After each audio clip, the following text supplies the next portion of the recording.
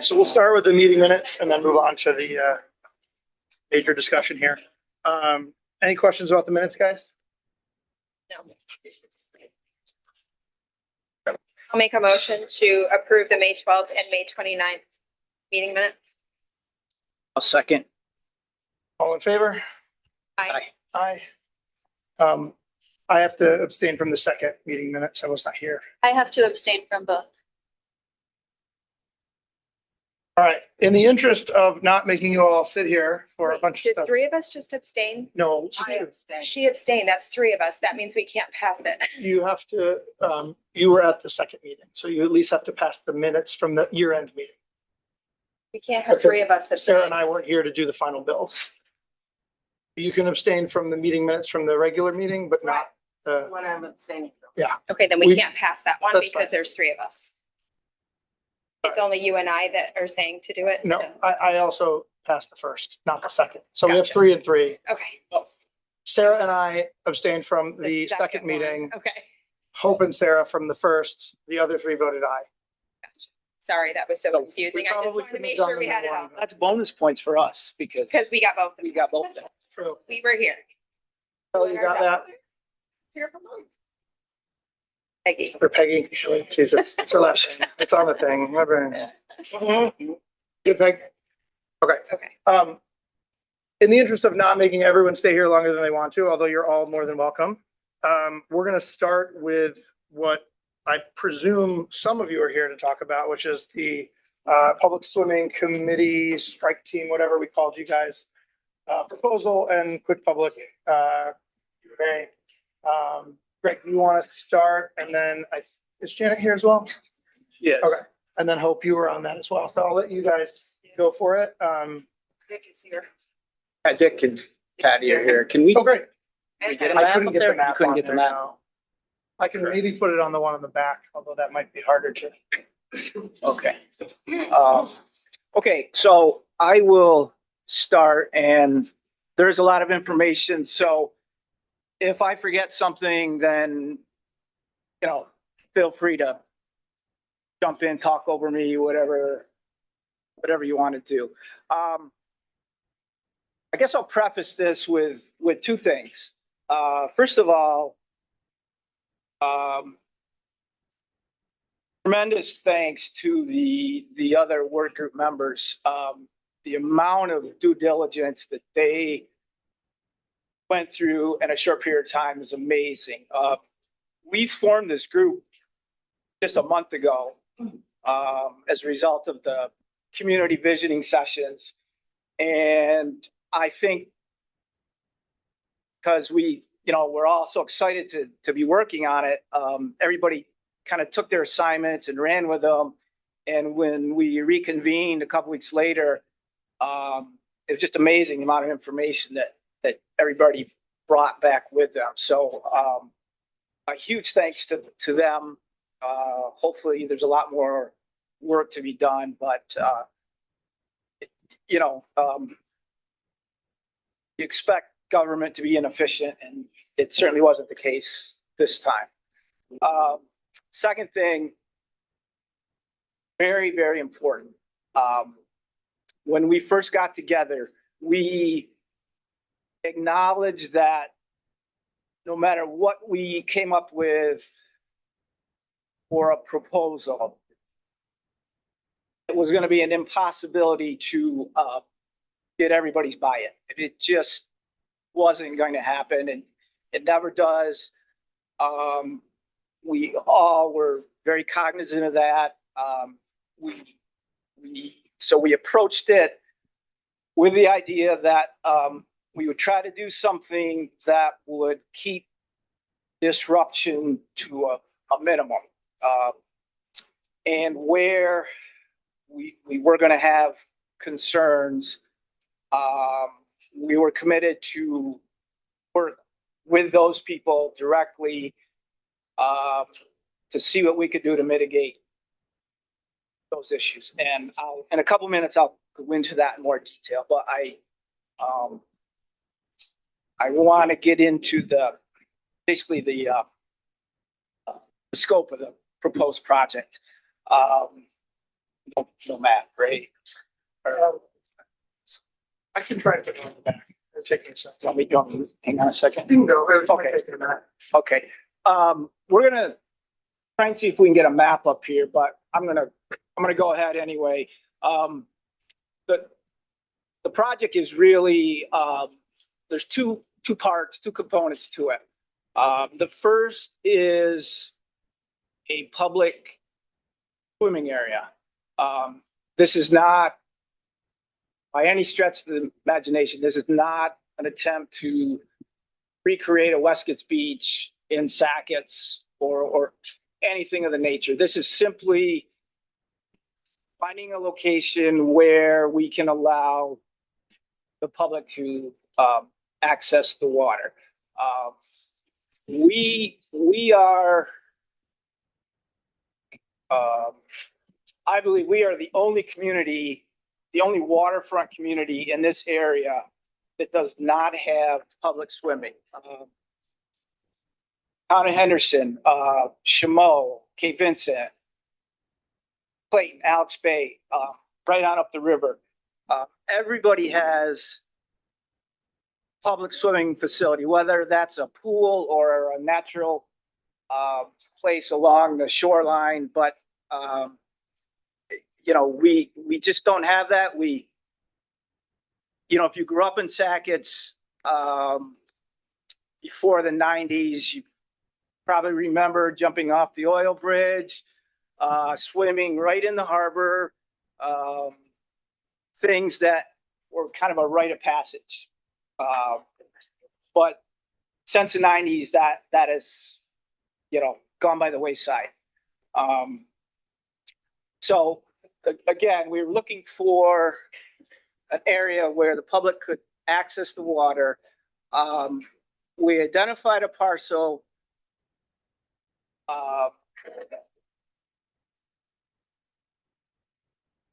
Hopefully this makes it. Wait a second.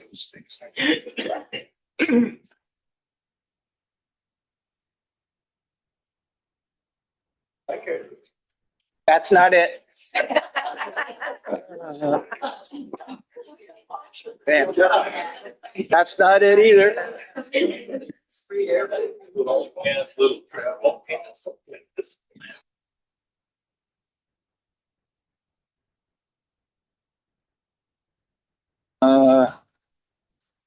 So go ahead. So, okay. All right. So the area, I'll describe it to you as best I can. Hopefully we'll get a picture of it, but it is a vacant lot, just off of Bolton's Beach Road.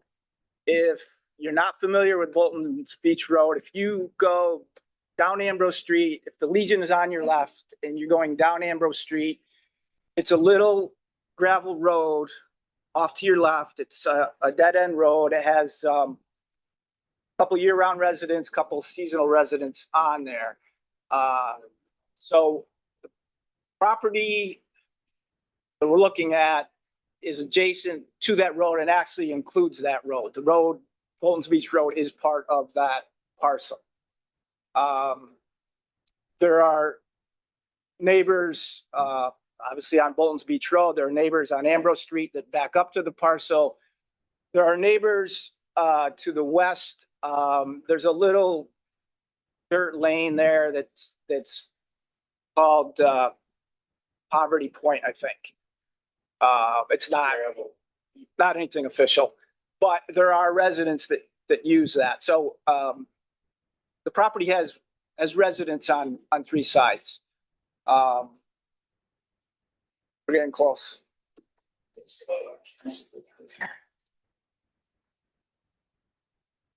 There you go. There it is. Okay, so that's the parcel in blue. You can see at the top, that finger that comes out, that's Bolton's Beach Road. And it extends down to the right. Yeah, that's Bolton's Beach Road. And then at the bottom, further down, right there, that's what they call Poverty Point right there. Yep, right there.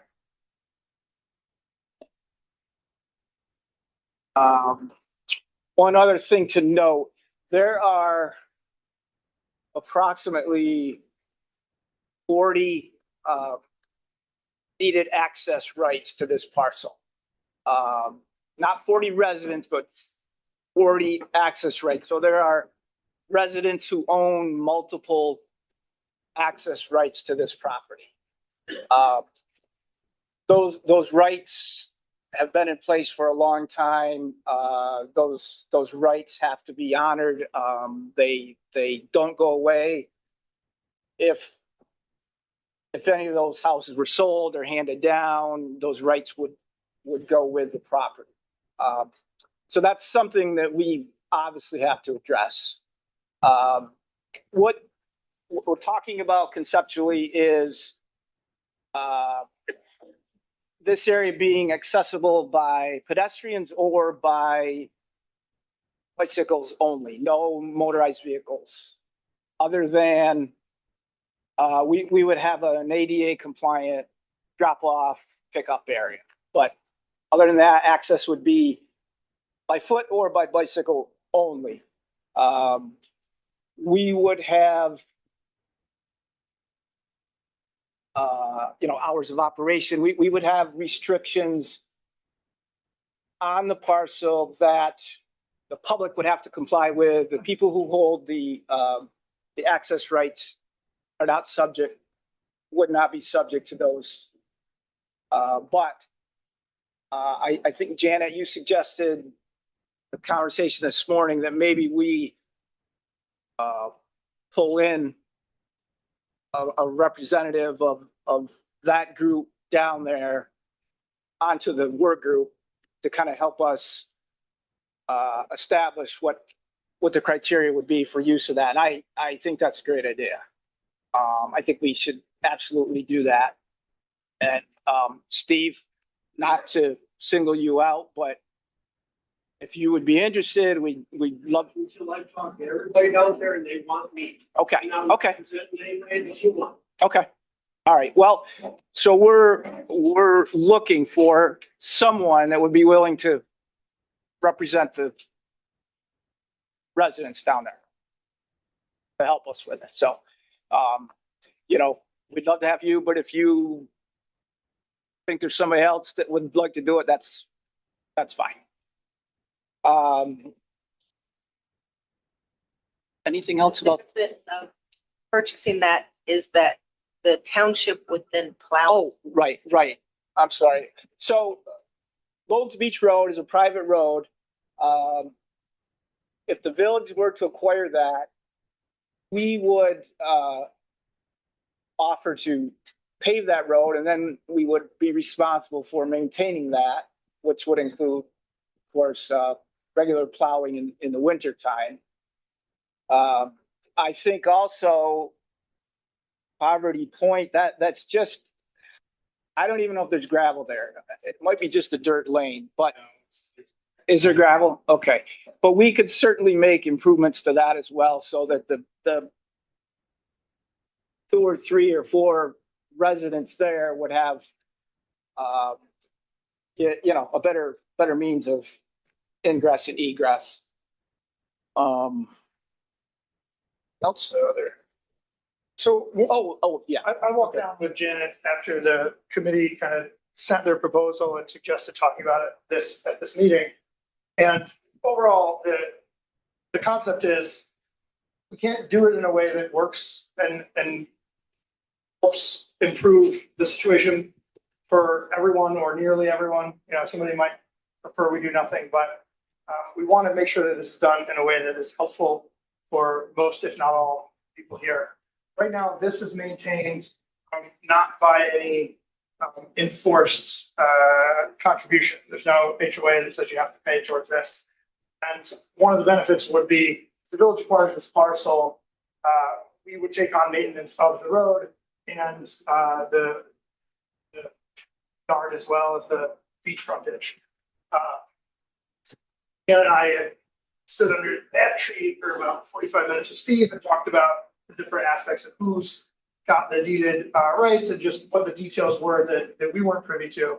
And a loose, like, first draft proposal, and I do mean loose, like, it's not, this is what we want to do. You know, we're voting on this anytime soon. It's, we want input from everyone in the community about this, is essentially the majority of space directly around the home stays private. And the waterfront and a small section of lawn is delineated by some planters or benches as a pedestrian or water access point. And then all of the, like, if someone wants to park or use the bathroom, they would be over here. So any cars, there'd only be a few spots. It'd mainly be, we're thinking residents only. If, you know, the town participates, it'd be town and village. If the town didn't, it would be just village. So it's not gonna be like a Westgate Beach, you know, grill bonanza. The idea is that, you know, it's a space for kids to bike down and use the water. And the majority of, like, the public gathering space would be done through improvements of this space, which, if you haven't been out since the break wall was finished, it's quite nice. I mean, it's always been nice, but it's nicer now. I think you can, walking out here, you can kind of see how this would be a great place for picnic tables and those, like, fence post frills and small amenities for people to use. But that's kind of the first draft idea of what might work. And because these guys move very quickly, we wanted to open up to the public a little bit for just to get the idea in front of people so you can marinate on it and think about, you know, how this would work. If you're local and you're one of the deeded parcel owners, obviously we want your input more than the public at large, but also people who live, you know, over here and really anywhere in the village that don't currently have access to this. We also want their input too. So Let me just. Another thing we talked about. See the property line here, which is very close to these homes. We talked about the need to create privacy for them with natural hedge, for instance. And one of the things we talked about is we don't need all of this space. We could essentially move that hedge, that privacy screen somewhere down here, for instance, and basically create larger backyards for these homeowners while still giving them, you know, the privacy. So just one more thing that we thought about in terms of, you know, mitigating some of the concerns down there. How big is the lot? 1.1 it says it on there, but I can't. 1.7.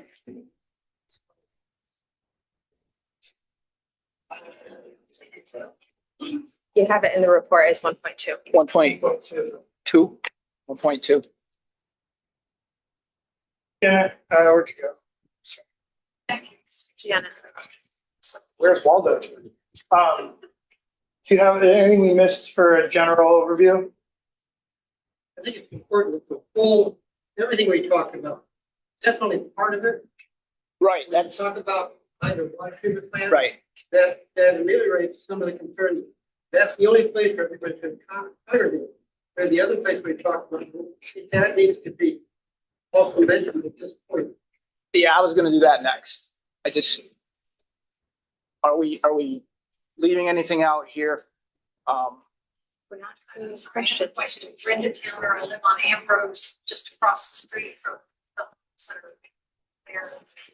You've included an area that appears to be where there's a trailer. It's On the pad? yeah. Yes. It's yellow, boxed out of that Oh, is it parcel. yellow? It's actually an island. It's inset in it, The but property surrounds that. It's I just- strange, but, Yellow. Thank you. yeah. I don't know at this point if there's anything more here. I mean, like Talk you said, about- the end, the parcel on the end there of the peninsula is currently public. Yeah, I was gonna do that next. Yeah. Okay. Okay. Yeah, Paul. Did you actually walk out into the water there? Long time. Yeah. We- Trust. Um, I remember the sidewalk trucks out there, and rocks for like. that was, I'm glad you brought that up because I did fail to mention that. What is attractive about this area is the fact that it's in a cove, as you can see. So there is some protection from the prevailing westerly winds, but also the water is fairly shallow there and it's shallow for a long way out. So it would be conducive for, taking children there. It's primarily a sand bottom. That's where the sand starts, runs all the way down past House Shores, Borges Beach, all the way down Campbell's Point, Westcott's Beach. There are some stones, concrete chunks, whatever, in the water. Obviously, they weren't there naturally. I think one thing we would look at doing is pulling that stuff out of there so that you essentially do have a sand bottom and, you're not worrying about stepping over around boulders and things. Yeah, Peggy? That's not sand bottom there. You have to go quite a ways out to get to see. Well, we were, You can kind of see it on the satellite there where You the- can the see it. color changes. yeah. Yeah, We were down there. There is sand there. Yeah. Walk out. Yeah, it's about 50 feet of sheet of rock out before you get the sand. Well, I stood on the shoreline last week and I could see sand. Yeah, sure. Yeah. Yeah. again, Maybe the prevailing winds brought something. But It's now. It's, I've been here 63 years. It's been there for at least that long. I lived there. Okay, well, I'm telling you, there's been sand there for as long as I can remember. There is sand. Yeah. regardless, I mean, Yeah. the point is not the sand is the goal. The point is one of the major things coming out of the community gatherings and public feedback at large is that there is a strong desire to have water access. This group, I don't know if you want to go through the other locations you guys considered and the pros and cons in this forum, or you want to type them up and put them in the email. I think it would take a while to go through all the work you guys did. There are, other, like the space where we're talking about on the water plant, that gets hit with, it's a much longer rock face, it's shallower for longer, and it gets much more wave action and is not as safe a place. There's places like the oil docks, which are run by the state park, and it's up to them. So they did go through a bunch of different, I wasn't on the group. I saw the proposal they sent out a couple days ago. And started talking with Janet and Kelly and Greg about it, but, it wasn't a single site, process. No. Not at all. We So- were very thorough in our research of multiple options and multiple sites. Yeah, and I think at large, the stage right now is a concept phase where we want input. And I'm sure there's assumptions that we have that aren't 100% accurate because it's a new idea. And people who've been over there longer can tell us where the wave action gets up to and what sort of, the riprap that's installed further down the beach. Is that working? Would that make sense in that location? The long-term process would be starting to look at designs that make sense and applying for grants to help pay for that. There's a big push in New York State for public water access and swimming, both instruction and availability for kids and residents at large. And New York Swims is the grant program that they're looking at. Hey, Chelsea. Alex, can you hear me? Now, Benny? I have a- It's very early. We're not in the stage of like designing a safety plan because we don't know the exact parameters of the space. The site was chosen in part because it is one of the safer locations, because it's largely, I don't know, we always called it not above your head. I don't know. For shallow, like it's safe for kids and the general wave action is pushing you back to shore. So if you do get in trouble, it's safer than not. I don't think the group had thought we would have a regular lifeguard service or anything like that.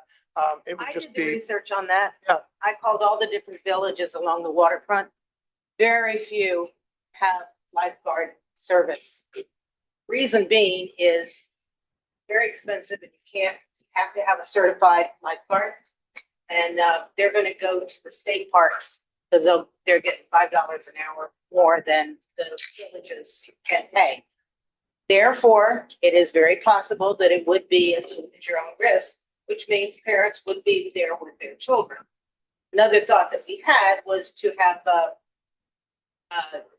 access by having a camera, like we have a camera in various parts around the village to monitor evening riffraff, people coming and going, because there would be hours for swim.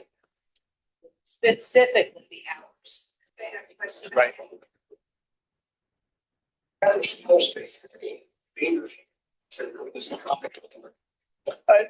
as yet, it has not been designed. If we use the entire space, it'd still be pretty limited, and the intention is not to put people right up against the adjacent property owners. So I would imagine it's, again, it's not supposed to be like a state park. The idea would be a village and/or village and town resident only swimming access with not super convenient parking and just a place for locals to be able to access the water and to and at the time, I mean, there's no limits to the number of people that can do it, but if I had to guess how many people would be there at any given time, I wouldn't imagine it's a lot. Been there 30 years. There's a couple of things right up at the beginning. I was at a meeting years ago where proposal was you were going to build a volleyball field at Seawall and put picnic tables and fireplaces. Number one, anybody who knows that area knows it can try to play volleyball with the wind down there, the ball would be parked. Number one. Number two, within 2 weeks, the tables are totally encased with spoilers. Okay, no one used those picnic tables. They took them with them. They never, all the brouhaha.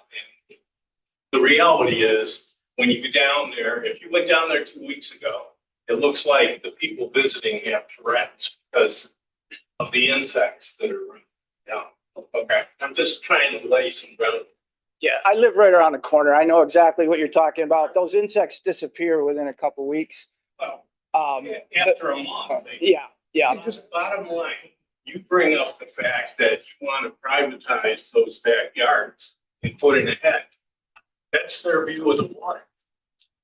Again, these are concepts that we've. Right. No, we would, as I was, saying earlier, we would want a representative from that area to work with the group to. All I'm talking about is common sense. See those houses up on Ambrose? Okay, I'm gonna move on and talk about. Every other of those has water. view. So when Steve and Jen and I were down there, we discussed a planter so that there's something on the ground that delineates where the public space is. No one's thinking an 8-foot wall that you then can't see that. Oh, a hedge can be a foot. Yeah. It could be. I mean, that's part of the reason for having somebody participate with us.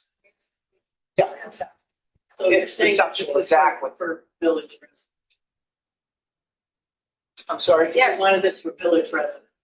Yes. So, okay, so if they drive in Ridgeway Park, Okay, well, that's the next part of so this. let me just finish. A pumping station, they're gonna park there, Where? near the pumping station in that area.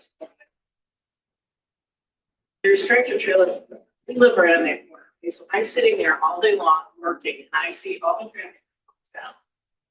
Tractor trailers back in there once a week, drop off stuff. Chemicals for the plant. The bus turns around there twice a day. There's no room for any other vehicles. Oh, that's correct as the paving is. That's correct as the paving is. So, is it?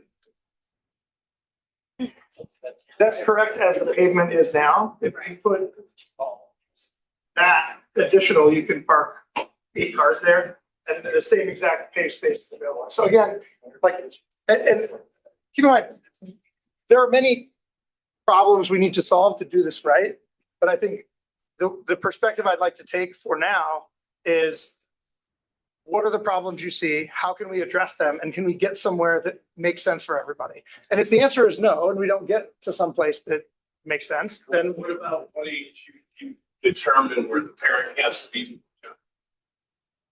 yeah, You know, of course. then you can't, I mean, if you just. But you're describing a rule that needs to be written, and that's of course something that needs to happen. But this stage now is more about, I mean, we can talk about that too, but obviously we wouldn't have written every rule at this point because we want input. I'm not saying you're wrong. Like I can come up with 15 things that if done wrong would make this terrible.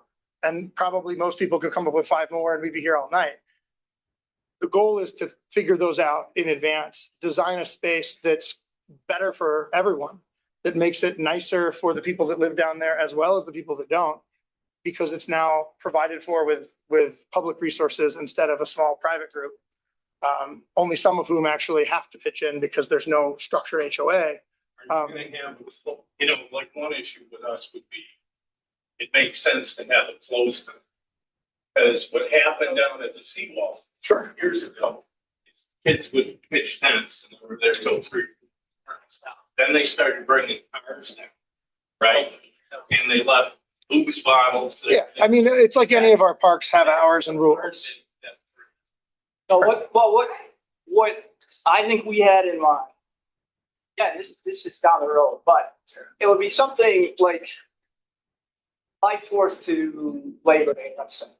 So the season would be short and there would be hours of operation. 10 in the morning to 6 at night. I don't know what makes sense.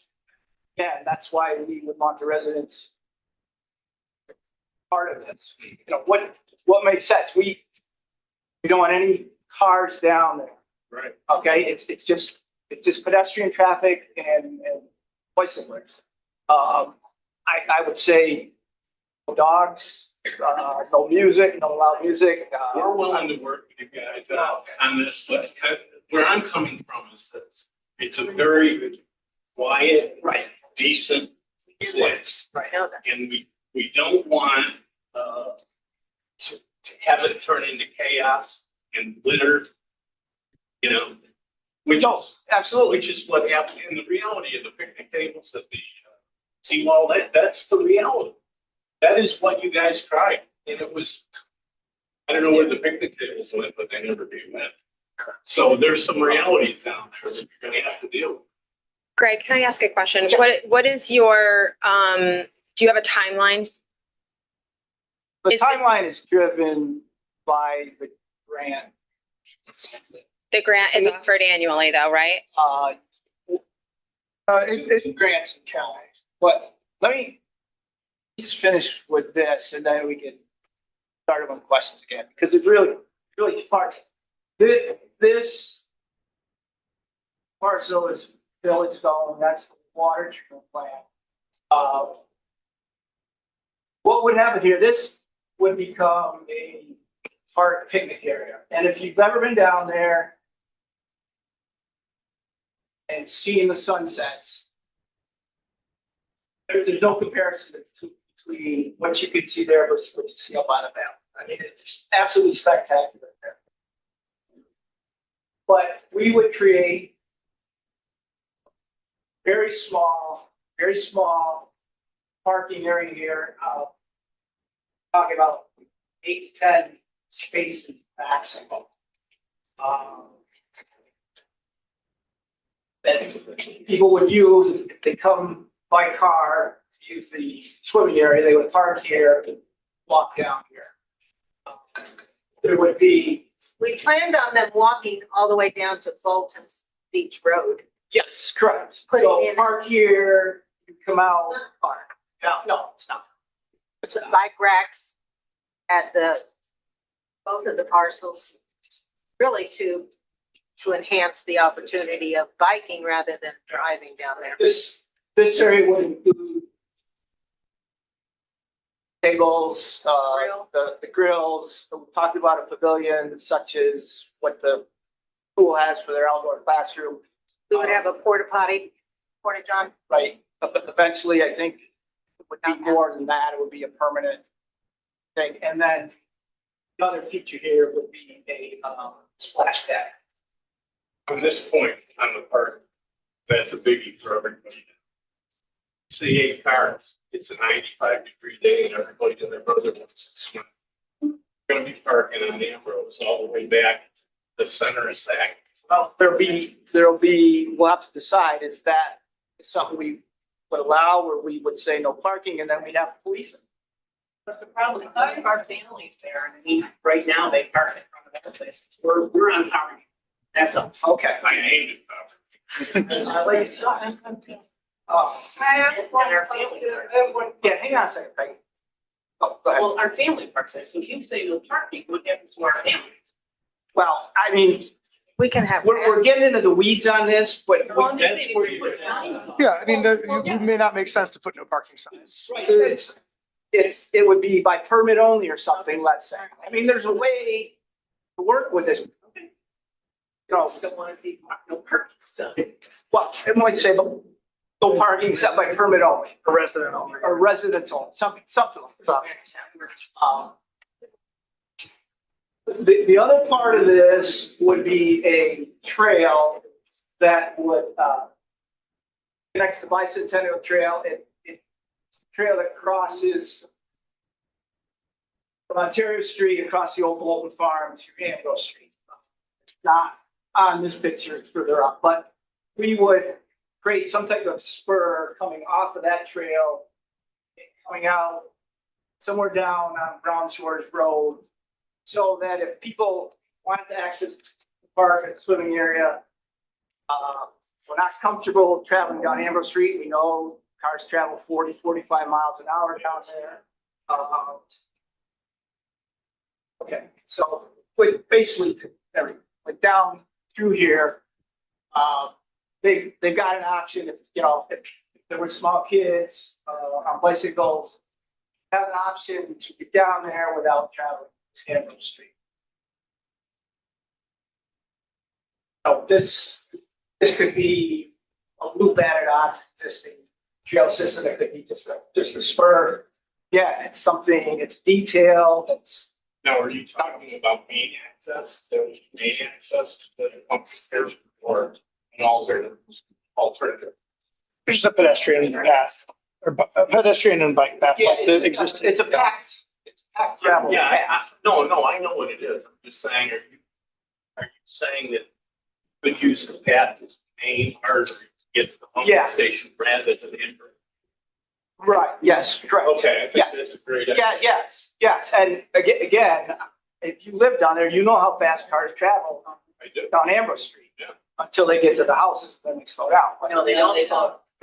Or they don't. But anyway, it's an option for people that aren't comfortable. Guys, in the interest, we do have a whole rest of the meeting to do.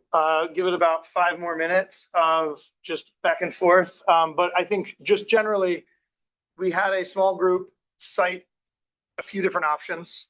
At the moment, I think what I would like to do is solicit you all to talk amongst yourselves and decide who you want to come forward to help the ideation part and design a few alternative ideas as to how this could look, to then re-present to a larger group in the future. Because as nice as it is to have everyone here, it would be very, very difficult to slowly design this end result with a group this big. So we just wanted to get this in front of people. It's not something that's happening tomorrow. It's not something that's happening in exactly the way that's been described.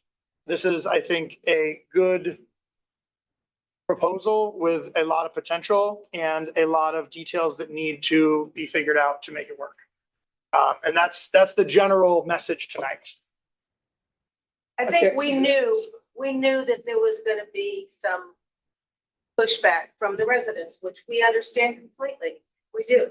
And we want it to be amendable to you. But the visioning process from 2003 and then the new visioning process, both times came up with the request for water access and swimming opportunities for the children, just like many of the other communities up and down Lake Ontario and the St. Lawrence. What's your liability as a town? We don't know the answer to that don't know that. question Yeah, yet. I mean, there are many towns that have open swimming. We pay, what was the bill today, guys? $110,000 for the village-wide insurance that covers our trucks, our buildings, our parks, our docks.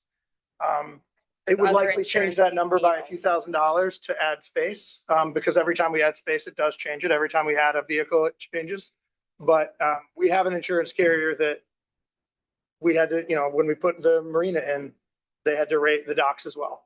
So there's risk mitigation that has to be done correctly, of course. We have an answer to trustee Jones' question about the grants, all of she's driving the project. I'm not sure what swim's deadline is. Do you Yeah. know that? So we're talking about two different grants here. One grant would be for the park picnic area and the trail. Okay, that falls under the CFA process, Dave. CFA Consolidated Funding Application. It's administered by New York State.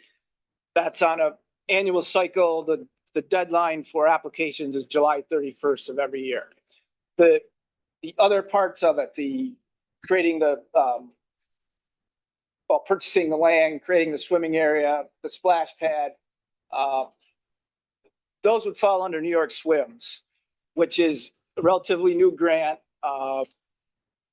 It's gone through 3 rounds. The next round, it's not always the same every year. It could be as soon as August, September, or January, February. We won't know until they announce it. So two different grants in play here. I don't know if the city of Ogdensburg just received a grant to, I think it was rehab their municipal pool and build a splash pad. They're the first community in North Country in this program that's actually gotten a grant. So this part of the state, for whatever reason, is really not, I guess, taking advantage of this grant opportunity. In the North So, Country. in the North Country, right? Yes, sir. I don't know. You have a lot of observations here. And what I'm thinking is that you're right now in the conceptualization phase. Nothing written in stone. Correct. You're looking for. Okay. My further support is that don't be pushed by the available and getting something that might not. But I think right now, if you're doing conceptual, that's a good point. Let's make sure that everyone knows what to do. Appreciate it. Nick? Alex, could I say something on behalf of the police department? Yeah, you want to just let John chime in because we can't see him, and then we'll go to Nick. Go ahead, John. So a couple of things. First, the people with the deeded access to it do not even agree sometimes amongst themselves who should have access to it. We've had several calls down there over the years that had to result in like lawyers getting involved. Second thing is, I think people should look at like the Lakeview Wildlife Viewing Area and talk to the DEC because they designed the viewing area down there in the town of Henderson to not be like a state park, just like you guys were saying, it's not going to be like a state park, and limited parking. And they've had nothing but problems for the last 20 years that I've been involved with like parking, after hours, disagreements during the hours. And as far as limiting who can and can't be there, as far as residents and non-residents, a lot of Sackett's is people with home addresses elsewhere, but they currently are here either with the military. So I just want to know how you're going to be IDing people and deciding who's a resident, who's not a resident, or if a resident brings an out-of-towner, how that's all going to work. Just a couple of things I would like you to look into. Thank you. Thanks, John. Thanks. Nick, you wanna get the- Mentioned there were more areas that have been considered. Does that already exist or is that action? I'm sure you guys have some work, but nothing formal was produced yet. They outlined where they had looked and then gave this proposal, but I think in the process of moving this forward, likely would do a pros and cons at a high level of the other locations and why they weren't chosen for the next step. And it doesn't mean that they might not be eventually or circled back to, but. Can I just make a comment? Yeah. I've lived here my whole life and this idea is not new. Been around and heard that we need and want swimming for a long time. Thank you to everybody that worked on the group. I think that's great. I do think the village has an obligation though to fully understand the long-term financial obligation, the neighborhood impacts. I think there's a lot of work that needs to happen. And I agree that we shouldn't rush it around a grant date. I don't think we should be rushing to try to get into this first grant. I'm not opposed to doing it in the future. I want to make sure that we have everything. There's a lot of liability. We're talking a huge financial obligation for the community and we just passed our budget. And we had a lot of feedback on that. So I just don't want to rush the process. I do think we have a lot of work to do. I like the idea, but I just don't want to have it come around because we have a June date or a July date for the grant. Yeah, I don't know. A lot of the work for that can be pushed to if it's not ready and it's not good, then the work isn't wasted. It's just the application happens a year later or further down the line when it is ready. I just don't want to commit money to it until we have a lot of these answers Yeah. to their questions, right? The finance, the mitigation, the safety plan. There's a lot of things that I would like to see in print before I'm willing to commit any dollars to it. Yeah. So. All right, guys, I think that'll wrap up the Hi all. swimming. I'm so sorry to interrupt. There are several hands up on this topic online, and I don't know that those hands raised have been called on. I assume you will be hearing from some of the people online this evening. Yeah, sorry, the video feed of you guys is not showing on our screen. Peg can see it maybe. Okay. Well, I'll just make my comment very brief. This is Megan Williams, 518 Ambrose. I think you are so correct in saying that this is not new news. There was, I know, an attempt many years ago to put it in some sort of an amusement park down on that land. And I know that my mother was a very strong opponent to that projected project. I think one of the greatest concerns, as some of my neighbors have voiced this evening, is that, really the burden of policing who is coming and going was shared by Mr. Gleason, and but in the absence of 24/7 police presence down at that end, which Mr. Gleason has spoke to some of the issues that may entail, it also puts an extreme onus on the residents at that end of Bolton's to be monitoring the comings and goings. And really, quite frankly, we have a very peaceful corner of the world, and we really hope to keep it that way. All for kids coming and swimming and finding nice places for that to happen in the community, but we do not need to be parking attendants down at that end of the world. And I think Stephanie Elliott had a hand raised as well. Hi. Hi, Chime in before we move on. can you hear me? Yeah. I just have a lot of questions about the financial piece of it. I live on East Main, so I am not directly impacted. I love swimming. I've been here for over 30 years. I really would love a place, but I really like right now. I agree with Kelly. I'd really like to slow and steady. I love this idea. I am all for it. I just want to make sure that we can afford it and that, we can still afford to fix our snowplows when we need those fixed at the same time. So I'm just really hoping that we make sure we're really covered financially. Thanks. Yeah, appreciate it. All right, Dick, you get the last word since you're on the committee. When we first met, I'm a member of the committee also. When we first met, Was that, what's gonna happen here? Is this really possible or not? We all went off and did our separate research. We came back with the potential numbers, the potential places, the potential equipment and things like that. It got like, this is not something we can't do. That there's all the possibility in the world for us to find a place, whether it's that one or relocate someplace else, or do a splash pad, do a swimming pool, all kinds of possibilities. They're all feasible. And depending on the grant cycle, we 5 years down the road, you need to continue looking forward, not at this point say, no, you can't do it, it's a set deal, forget it, don't work. You need to continue. Appreciate it. All right, guys, we're gonna call the swimming discussion complete and move on to the fun stuff, the treasurer's report. I'm gonna hold for 2 minutes if people are gonna take off, just so we're not trying to talk over chairs moving. You're again welcome to stay, but please do not feel obligated. It's not rude to leave if this is what you came for and we're done. Okay? All right, cool. We'll move on. Treasurer's report. Belinda? On the Ontario shows the sewer and the water charges that we did reduce. Mm-hmm. Couldn't vote on that last week. And then I just want to confirm that the 2024 financial report has been filed, accepted and approved. Great. And I'm busy with the figures for 2025. Thank you so much for doing that. I know that was a huge pain and Thank you.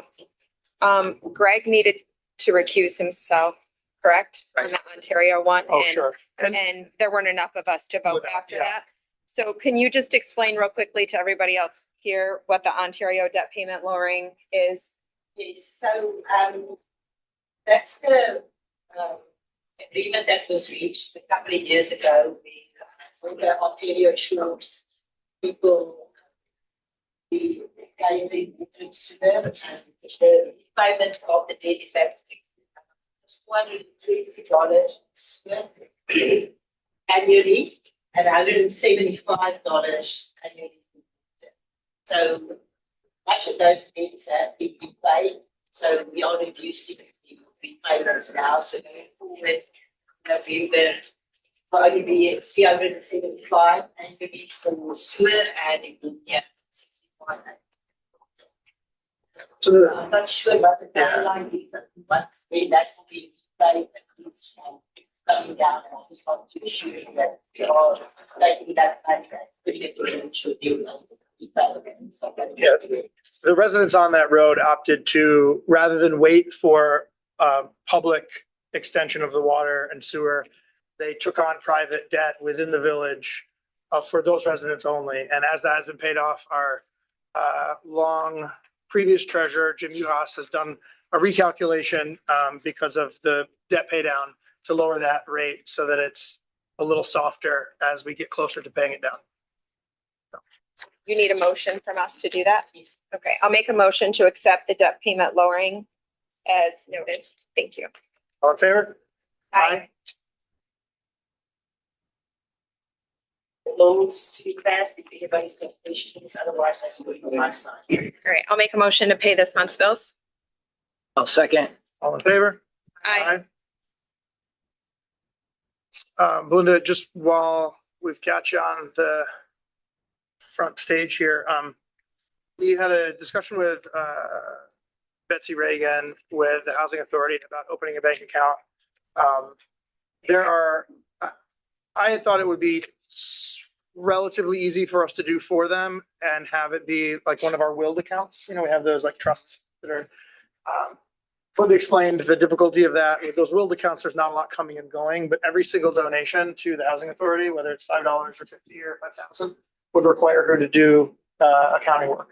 And so it makes more sense for the Housing Authority to open that account themselves before we can set up. I told Betsy I'd set up a Stripe account for her to collect donations. So after talking with Belinda, I don't think it makes sense to open an account through the village to accept donations earmarked for them. That doesn't mean that we wouldn't have any oversight of the use, but that to me, I don't have a problem with that because they're the ones raising these funds anyway. So there's a problem with it because there isn't any paperwork that trails. Yeah, that's the issue, but if they want to open a bank account, they'll have to find their EIN and the paperwork they need and pull it from the state. I can help them find out where to get it, but it doesn't make sense for us to open an account for them just because the paperwork is, I'm working. I had that on my list of things to vote on, and then Belinda talked me out of it today. So I just wanted to bring it up while she's there. Do you want to comment on that at all, or does that? The housing authority is a legal entity, and they're supposed to have the paperwork like. And the problem is, if we open the bank account, village's name, we have to reconcile those bank accounts for the financial reporting, and so I just feel that because it's a legal issue on its own, that they should. And I guess about an hour. Okay. All right. Any Thank questions, you. guys? No. To help them find the Yeah. paperwork. She Alex, just left. She's back. Oh, yeah. sorry, it's Stephanie. Betsy Hey, Stephanie. forwarded me a bunch of paperwork today that I have forwarded Okay. up to the bank's attorneys. Okay. So I should know tomorrow whether they are set to do it on their own, and I will let you know. Great. Easy. If they needed more help, let me know. Thank you. Thanks, Stephanie. Lynn, Lynn, you're up. you're up. All right, I'm trying to move them along a little bit. Sorry. Yeah. Yeah. I failed to put in my report this month, but I felt my time was a little more deserving in the field than behind a computer. So I apologize for that. But that's, with that being said, there is a few things I would like to discuss. First one is, we're gonna do a Mikey Memorial on the bandstand June 18th at 6 p.m.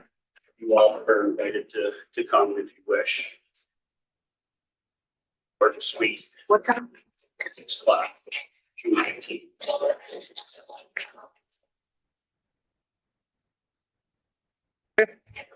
A few projects that we've got done this month are banners and flags, which quite some time. Thank you. And obviously, if you look out back, the basketball court is now we're out and it's pretty much leveled off, and it'll be paved on Thursday. There's more paving that I'd like to have done actually this week too, which I kind of already lined up. We have plenty enough money in our CHIPS account to pay for this, but I want to pay Beckman, Ray, Bayard Street from West Washington Street to Beckman. Ray and Bayard.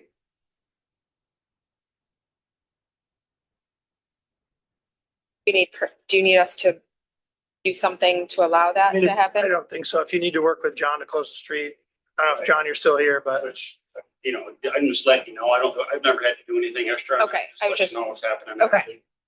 But Kelly, if you could put out on the notice board that there's going to be some. Paving on those roads? Yeah, Are they doing that on the same day that they're paving back here? they'll actually probably pave that on Friday and start over there on Thursday. Okay. All right. Do you, you'll just get the specifics from him later. Yeah. Make sure we. Lynn, is that sub-base, Yeah, you could switch around, but that's good. is that sub-base at grade right now, or is Pretty much. it is? Okay.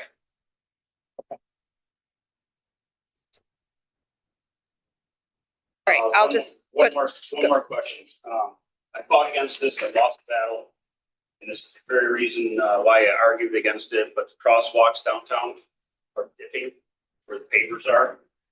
It's, excuse my language, it's a hell of a bump right across there.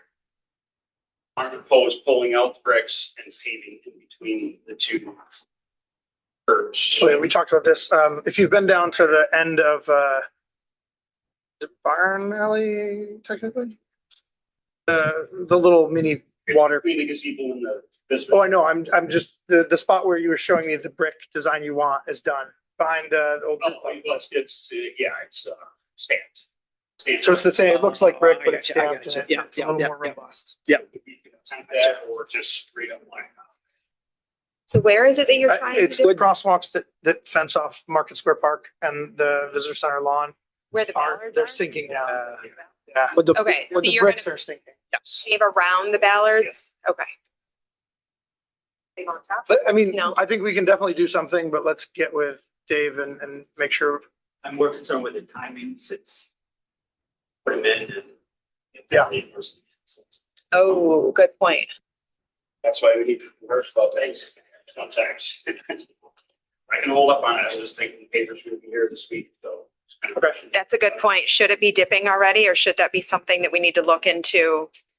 Because it hasn't been in that long. So is it an issue with the person that did it? We're over a year. Okay. on that, So. Well, yes. that stinks. Maybe you can elaborate on that, Corey, but I think our warranty is. Yeah, there's a 1-year warranty, I understand, that is passed on that, so. Well, that's convenient. Okay. I was just wondering. It's something like not clear that Okay. it was designed well, but And those are my issues, Cool. you know, and whatnot. Big questions. No, Good. I just wanted to thank you for doing all this. I know it wasn't easy. Once it's done, the community will love it. So I hope thank so. you. Yeah, Thank you. thanks. any other questions for Lynn, guys?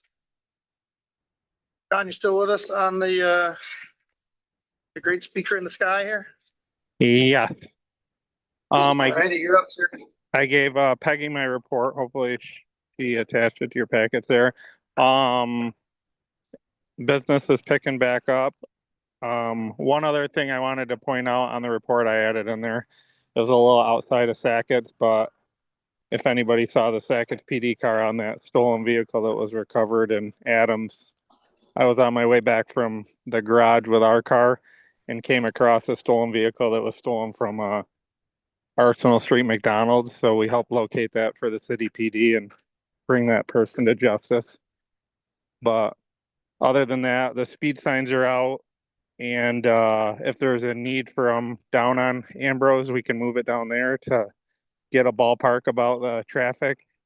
And anywhere else, if you just let me know. Any questions? Thanks, John. Thank Any you. questions for John, guys? I agree with the Ambrose thing. Yeah. Well, you should just get the hair dryer and sit on your porch with the hair dryer. Everywhere, but yeah, put it down. All right. Anything for fire? No. All right. David, you're up. Yeah, I really don't have anything significant, except for one thing. And I heard all the comments, and I'm not suggesting that the village rush into any grant funding application. But in the event that an application would be submitted for one of these projects or some other project, I was going to recommend that the village enter into a similar contract as you did for the DRI contract, Johnny Crossley. When he's in the budget, get a written contract with him, which is signed. So I would just ask that the board authorize the mayor to enter into the same contract, same terms, in the event that village is going to submit a grant application. Same. Basically just using our allocated grant funding for grant writing if we decide to move forward with the grant writing. That's not right. It says Mine- Sorry. doesn't We'd have to mean weigh we it. have to enter the contract. It's right authorized.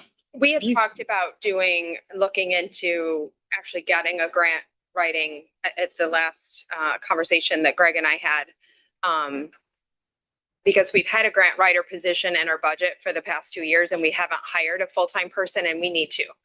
So I mean, is he just going to be doing the CFA? Or are you thinking? The original idea, at least my thought was that this would be a way to bring him in and he could potentially be that. Right. Yeah. But we talked about looking at somebody that had a lot more experience and a good track record of being able to. Yeah, actually, grant. we tried to retain him when he That's my other thing. moved on, and He had a family Yeah. business Right. opportunity, which. right. Right. Have you had recent conversations Yeah, with him? Okay, so he's still interested. Okay. All I'm asking is it just gives the board an option. Yep. If you're gonna move, you gotta do that. And it Right. could be some other idea. Right. Greg, you had mentioned having Johnny help with that CFA, but perhaps looking at an outside grant writer if you were to pursue the next part. Are you still thinking? No, we were thinking Dave with the CFA because he's done it a million times and it's been successful, but having Johnny support Dave with the New York Swims.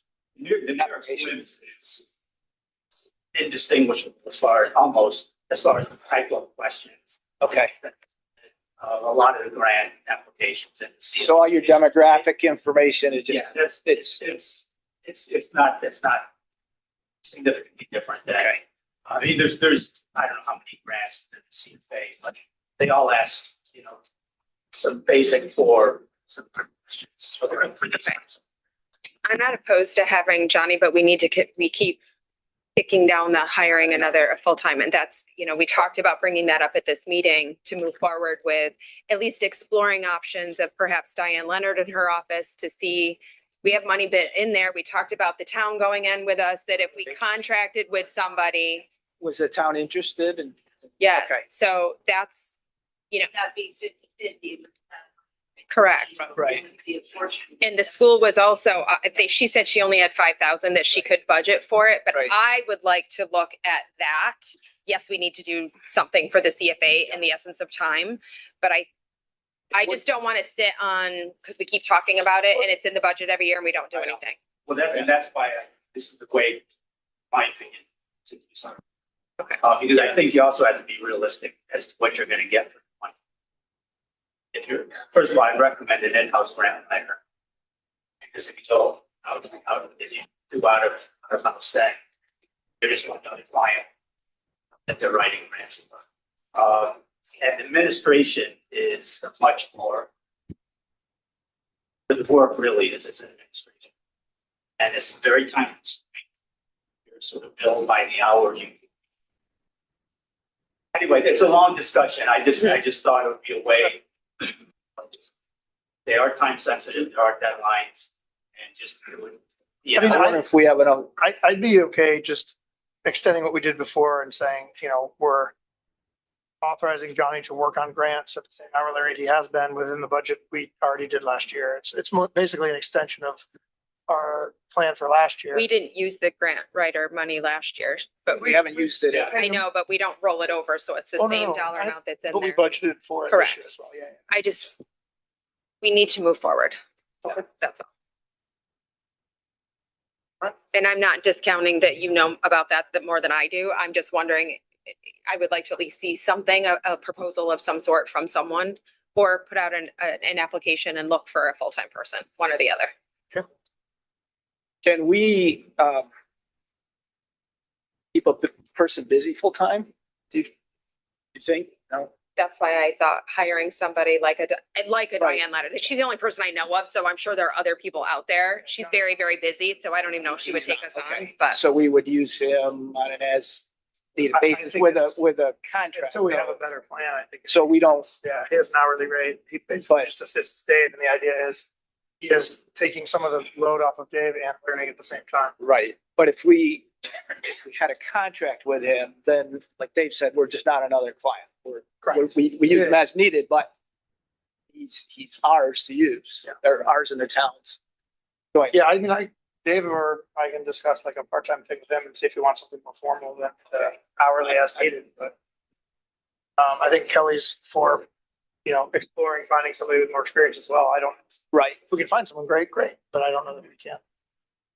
But I mean, I would like to have a go-to person Yeah. so that we don't I agree. deal with this every time.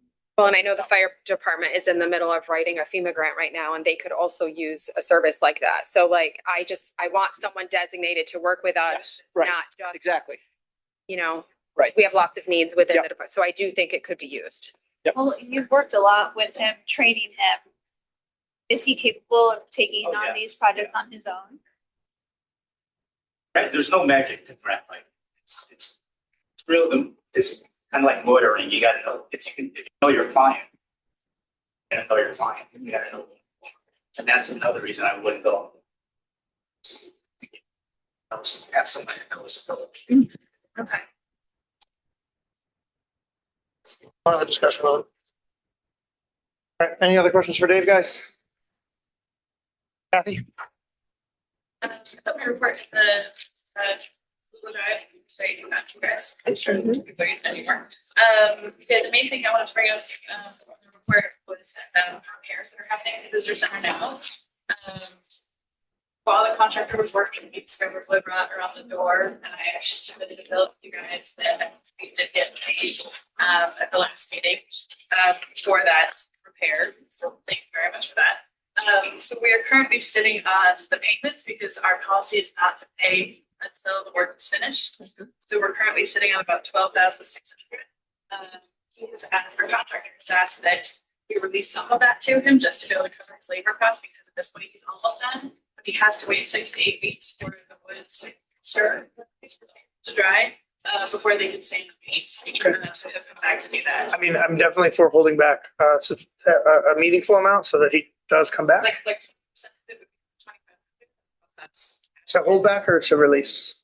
I mean, when He does only that- wants us to does that hold make sense for you? 2,500. He wants the rest of it. He would like the rest of it. I would rather give him the 2,500 and hold the rest of that. Yeah. I mean, it's, Lynn, what is it? Does it, he's done most of the work? That $2,500, even if it doesn't come back, we're gonna do it for way under $2,500. Okay. Yeah, if you're comfortable with it, I think that's okay with me. I wasn't sure how much was left. So if that's, okay. I'll make a motion to release the remainder of the funds less the 2,500. I'll second. All right, any other questions, guys? All in favor? Aye. Aye. Thank you very much. That's my next thing. Yeah, and so unfortunately, as part of this job, when he went up to do the flashing, I believe, at the rooftop, he uncovered still rot. And that is directly affecting the large window that we've got up there, which right now it seems like it's just being held in by like paint and some caulk. And it's going to be a safety hazard. So you can prepare a quote for us if we want to go ahead and use it. I do have it with me. It'll be about $5,000, and he could come and do that when he comes back with Sandy and painting. Same question. Because there's no way that he could figure out what was going on until he saw it from the outside, basically. What's his timeline for that? So he would do that, comes back with painting and sanding in about 6 to 8 weeks. So he would have August. And Do we in the wanna- meantime, he would take that window out, put plywood in there so it's not a safety hazard, and then he could use that as his model to rebuild something. He's doing good work and he's a really conscientious. He's done a great job for us. He's done a great job. I mean, I'll get on the site. Can you just verbally tell me what his estimated estimate is? Sorry, just tell me verbally. I don't need to see it. It's porch gable rebuild is what he listed it as, 47 to 85 for that, debris removal 200, and then total cost would be 49.85. So you guys can do. Okay. And you think that's a reasonable price? Oh, yeah. Okay. Yeah, it's. I mean, if it's necessary. Okay. Okay. I just have this.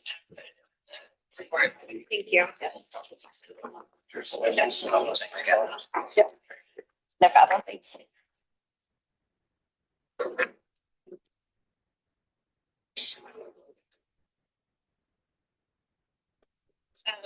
So I don't know, I mean, this was discovered in doing one project. I don't know how that works, if we need to get quotes on this, or, yeah, I didn't know how it worked.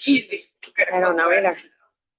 I mean, if he needs to get that window out soon, before we have time to get quotes and have another meeting in a month, if Lynn thinks it's reasonable when I he's think already underway, that's. He's I'm okay already with that. there, so I think it would We be silly. consider for it us. a change order. Yeah, let's do that. Let's consider it a change order. Then we don't have to go out for bid Well, I am again. noticing the holdback amount is $5 different than his down payment for the new work. Effectively, yeah, I mean, if it needs to happen, I'd hate to see that thing fall out and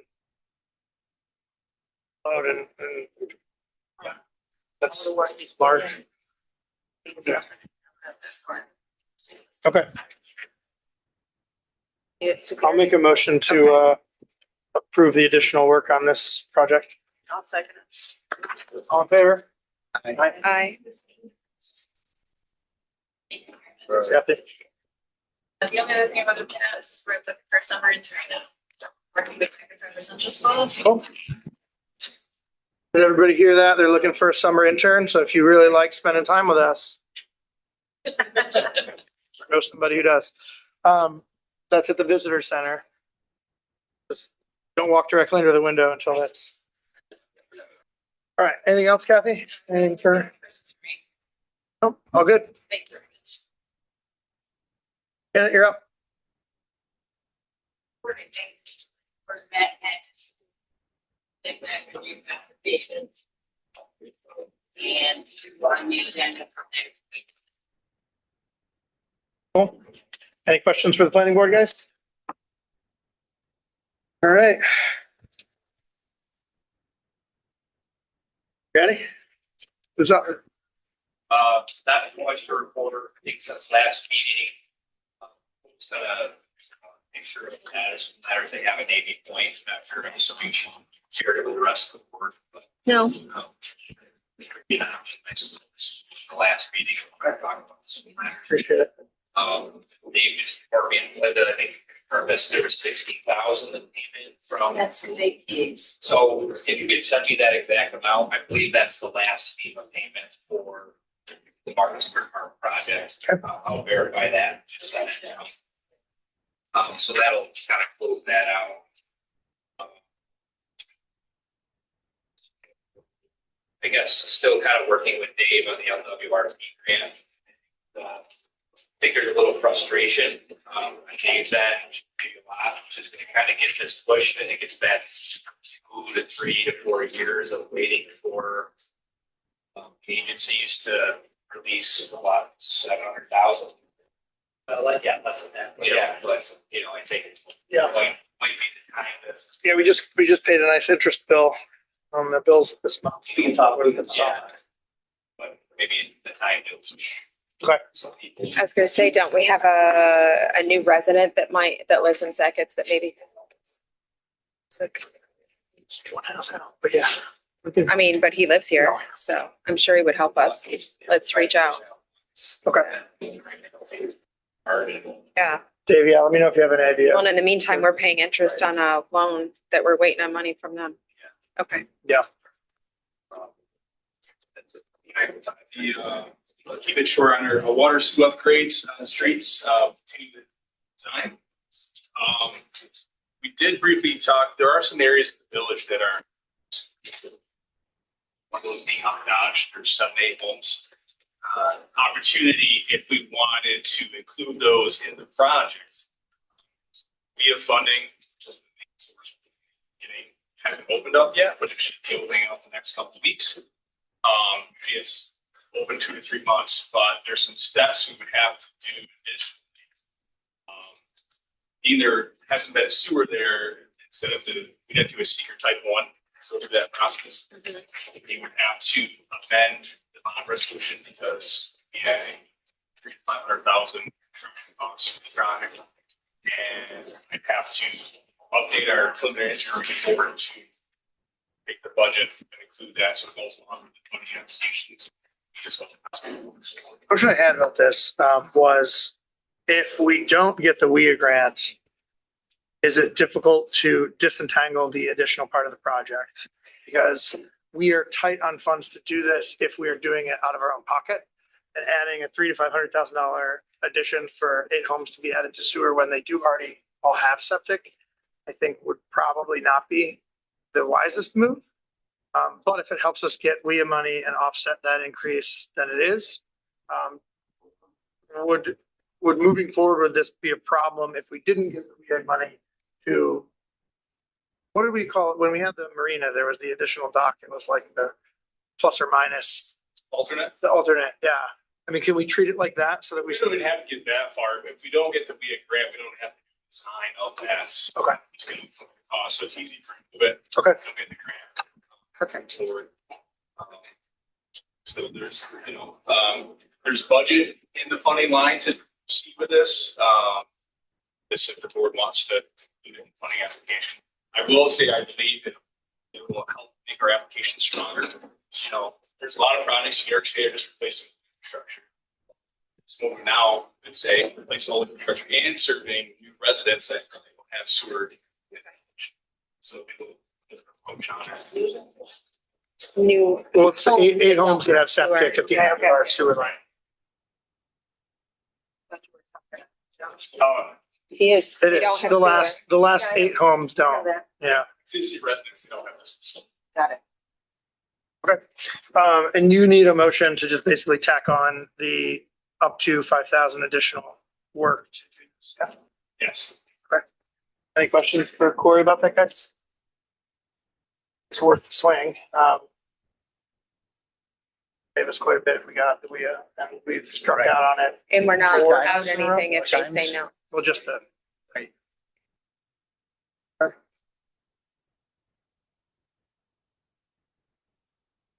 Any other questions? Anyone want to make?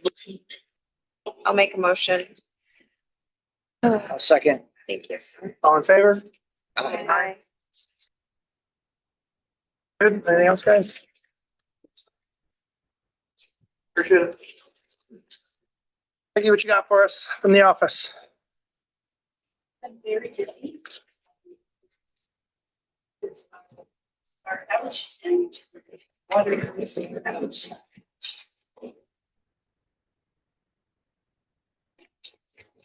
One more, only one more. Water bill, What more water bills, please? maybe 2. This one only took me a day and a half instead of 5 days, so we're getting there. Nothing. Shaking. Okay. Before, were you gonna change to summer hours? We normally do at this meeting, that's why I was wondering. Yes. What the. What, I mean, it's up to We you. just close the doors at 12:30 on Friday and That's sometimes they usually- stay and work and sometimes they don't. Right. It's up to you. So I said, do 12:30 on a Friday, that gives us some chance to catch up on all the property taxes that we. Okay. To get the process. Very busy people in time. Yeah, that's fine with me. When do you want those to start, Peggy? Sorry. Next week? So the only change will be close at noon on Friday? You did put it in the tax water as well, that. You did? I think ours is gonna be like that. for property tax Okay. as well. All right. All right, move on to community orgs. Dave, you want to start with the historical society? Anything for us? Council, once again, Constance already had the application. We'll talk about that. We're doing this open house with the owners of the Tisdale Mansion. June 26th, open to the public. He just wants to show it off for the benefit of the chapel. He's done an amazing job. It's not finished, but he's done an amazing job. Everyone really should. It's an incredible house. Yeah, if you guys didn't hear Dave, the open house over there is worth going to for sure. June 26th. Busy Yeah. weekend, I know, but. Do you have a time? 3 to 7. Thank you. I know my husband would love to go through Oh, super cool. there. He's been chomping at the bit to get in there. Okay. He's done some impressive work. Yes. It's not a donation or a, Yeah, it's that, we're asking $10. okay. All right, anyone? The chamber. Visitors guides have been distributed, thanks to Kathy and Carol both. Put in, so those are out and out at the rest stops and the chambers, et cetera. Oktoberfest permit, our Oktoberfest, just like last year. That's September 19th is our date. We'll be robbing permit for that this week. Regards to some people involved, just personal point socializing it. There are going to be no surprises. It'll be just like last year. We're just changing the dates. And our social media, we're hoping that we see some upswing this summer versus last. Hired a social media professional by the name of Megan Martin, happens to be Lynn's daughter-in-law, and she has really exceeded expectations. So in our last 3 weeks, we've had 115 views. That puts us on par. I'm not saying it's going to stay like this all year round, but if it did, it put us on par from 1.5 to 2. So she's tremendous value. If the village was somebody to take over, I would highly recommend that. So we should see great results this year. Sales. Awesome. Thanks, Mike. Any questions from the chamber, guys? All right, who else we got here for community orgs that wants to chime in? Move on to board reports. I'll start. I have a request from Brenda about the Can-Am fireworks. To do them where the Halloween fundraiser fireworks were, which is out on PJ Samayo's rightmost dock. He is given permission. He just wants an insurance rider for that evening, which usually costs like $50 at most. I talked to our insurance carrier. Given our new firework ordinance, we may need permission from our leftmost trustee of the adjacent landowner, but there's nothing much to catch fire there yet. Just my beautiful trees. Yeah. Yeah, so I wanted to get that in. The only issue is until I had permission from you guys to get that through, I can't do the firework permit. And the firework permit is due a month in advance for the fire department. I don't think it needs to be submitted through this board because it's just for them to review. But I wanted to get the okay that y'all were good doing that before I got a quote or, you know, the price is under $100, I'm sure, from a rider, because the fire guy already has his insurance. I'm assuming Brenda already talked to Aaron about the location. I mean, we used Being it part of last it. time and I imagine she must have. but Okay, I'm I- guessing we would have, that's the first time. we put it through them too. Okay. So. Where are they normally held? So we've moved it every Can-Am and there's pros and cons. Yeah, there was one great time that was perfect, except Craig got mad that dirt fell on every boat in his marina. But their point would be great if the wind was perfect, and if it's not, it's quite a problem. We also have done it on the LDC and shot fewer higher up ordinances, so you can see them over the top of the visitor center. That was very cool, but quite expensive for not a very long or high visibility show. I think the closer up option is nicer for the money. You get a lot more. Bang for your buck. Yeah. I don't know. Struggling with the puns tonight, guys. All I right, apologize. I got you. Stage fright. We got a lot of people. So yeah, that's where we did it for the school fundraiser that Cheryl put on in the fall, when all the kids went down and watched for Marcus. Obviously, that time of year, you could do it at like 8:30. So for Can-Am, it's 10 o'clock. So it's a little later. We've moved it around. I don't think we've ever had it on that spot for that time before.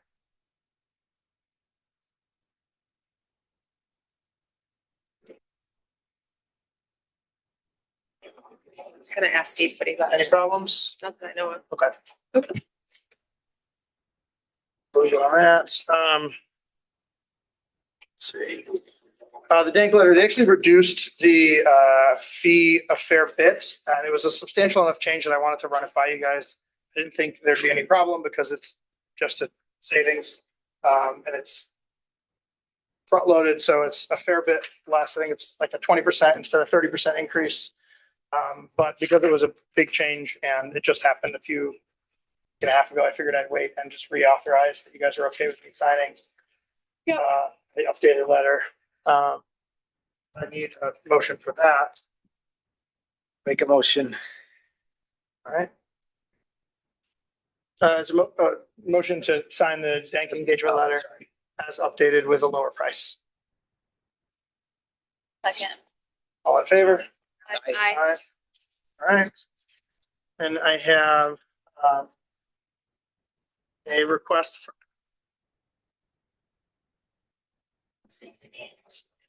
Me.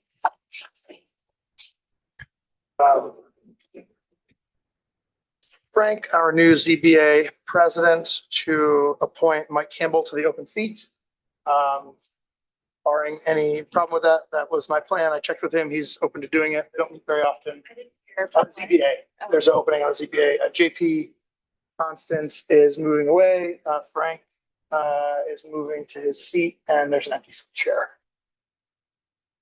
So I don't know if does ZBA need board approval for the appointment, Peg?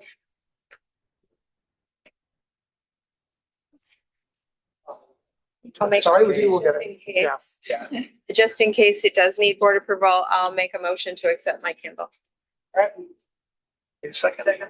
All in favor? Aye. Okay. Okay. And then I had a note as well, on the LDC stuff, is it still there? Yep. I can't see anybody in this room, but, Eric has said he would kind of dig into you in more detail if you'd like. Do you guys want Eric to do a quick 2 minutes on LDC Foundation or anything like that now, while we have a big group, so we can Be a bad idea, actually. educate everybody? Eric, you okay giving us 2 minutes? Just on the background and purpose of the LDC? The LDC was put together back in roughly 2000. The reason it was put together is because we had auxiliary oil property down there, which is contaminated, several hundred acres. That was put together, was to try to keep the village harmless in case this remediation got out of control. Over a period of time, we ended up having to bring the village on to be 50% owner of it. The LDC maintained a 50% ownership. Because that's how we got to the grants. In order to clean it up. So since that time, it has been several years. It's patience doing this because we're working with the state. It was 90-10 money. The state put 90% in. The LDC had put 10%. When we first got it started, the LDC didn't have any money. So what we did is we talked to Jim Wright, our state senator at the time.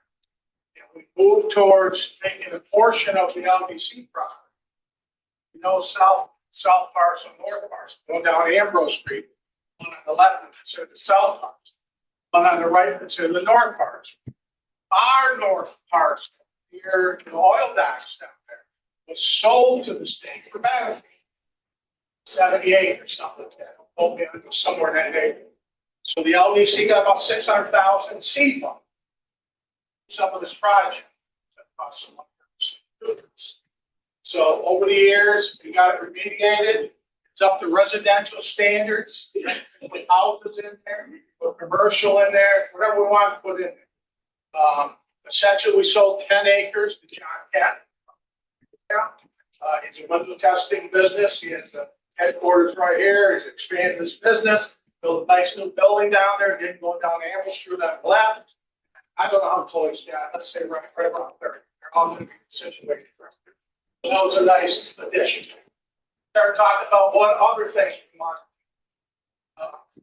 One thing we heard loud and clear from the community, of course, we went to the visioning session. Personally, you heard not only access to water, you heard housing. Needed housing. So we started putting our heads together about putting housing together. But that's where we came up with 20 lots, which we're just going to do 8 on the south side and do nothing on the north side. The state, the National Battlefield Alliance has been after us to possibly sell them some of that property. But we wanted to stay with doing something we thought would benefit the village. So the 20 acres went in, or the 20 parcels went in. We're going through all the approval processes, just like any other developer would go through. We have state of New York, state preservation organization called SHPO. It's already given us approval to continue on with the development. We have to figure out where the wetlands end. There's a deviation, delineation plan, which we're just starting to get the results of that in. So we know where the parks will sit as far as wetlands go on. Wetlands on one side, state wetlands on the other side. Everybody has different criteria. So we'll try to work our way through that. Since that time, last month, we acquired Stone Hospital. Stone Hospital is going to take probably $2 million plus put in it. The LBC is not made of money, but we know it's good for the community. So consequently, we're putting our aces together, trying to understand what's gotta happen. We'll work on grant programs, we'll working on the Army, John Dancy, get your contact up there. We'll probably put it on the market, see if we can't find somebody who wants a beautiful house, we'll look in that Bay Area. We're using all the avenues available to us. So it's gonna take some of the revenue of lots over there to be able to put it in there so we can bring that stone house. We all know it's on the state treasury.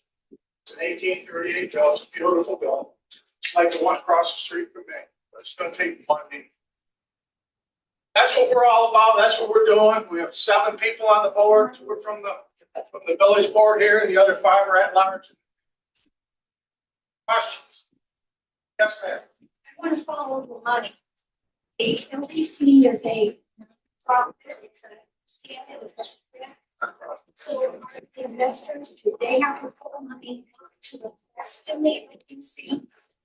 No, our seed money came from selling that portion of Oxford Oil. They walked away from the land. We decided to come in there and try to do something with it. We had to get it, back to some sort of stand, back to residential. So we took part of that parcel, sold it to the state, with the battlefield as you know it today. Okay, sold it to the state several years ago. That's how we got that money. Now we're using, give out loans. Give out several loans to businesses. What's the deal with the loan? Give out the loan, what does that mean? It's in your village. Is that the loan? Does that mean? Well, you're helping the business grow. Or possibly stay alive.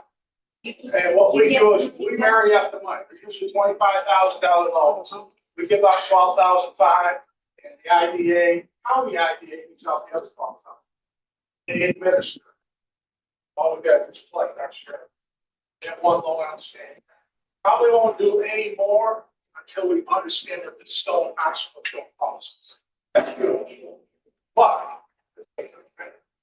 Okay, the LDC are they the ones that decided the cost of these lots and cost of. we worked with some real to try to get an idea what it should go for.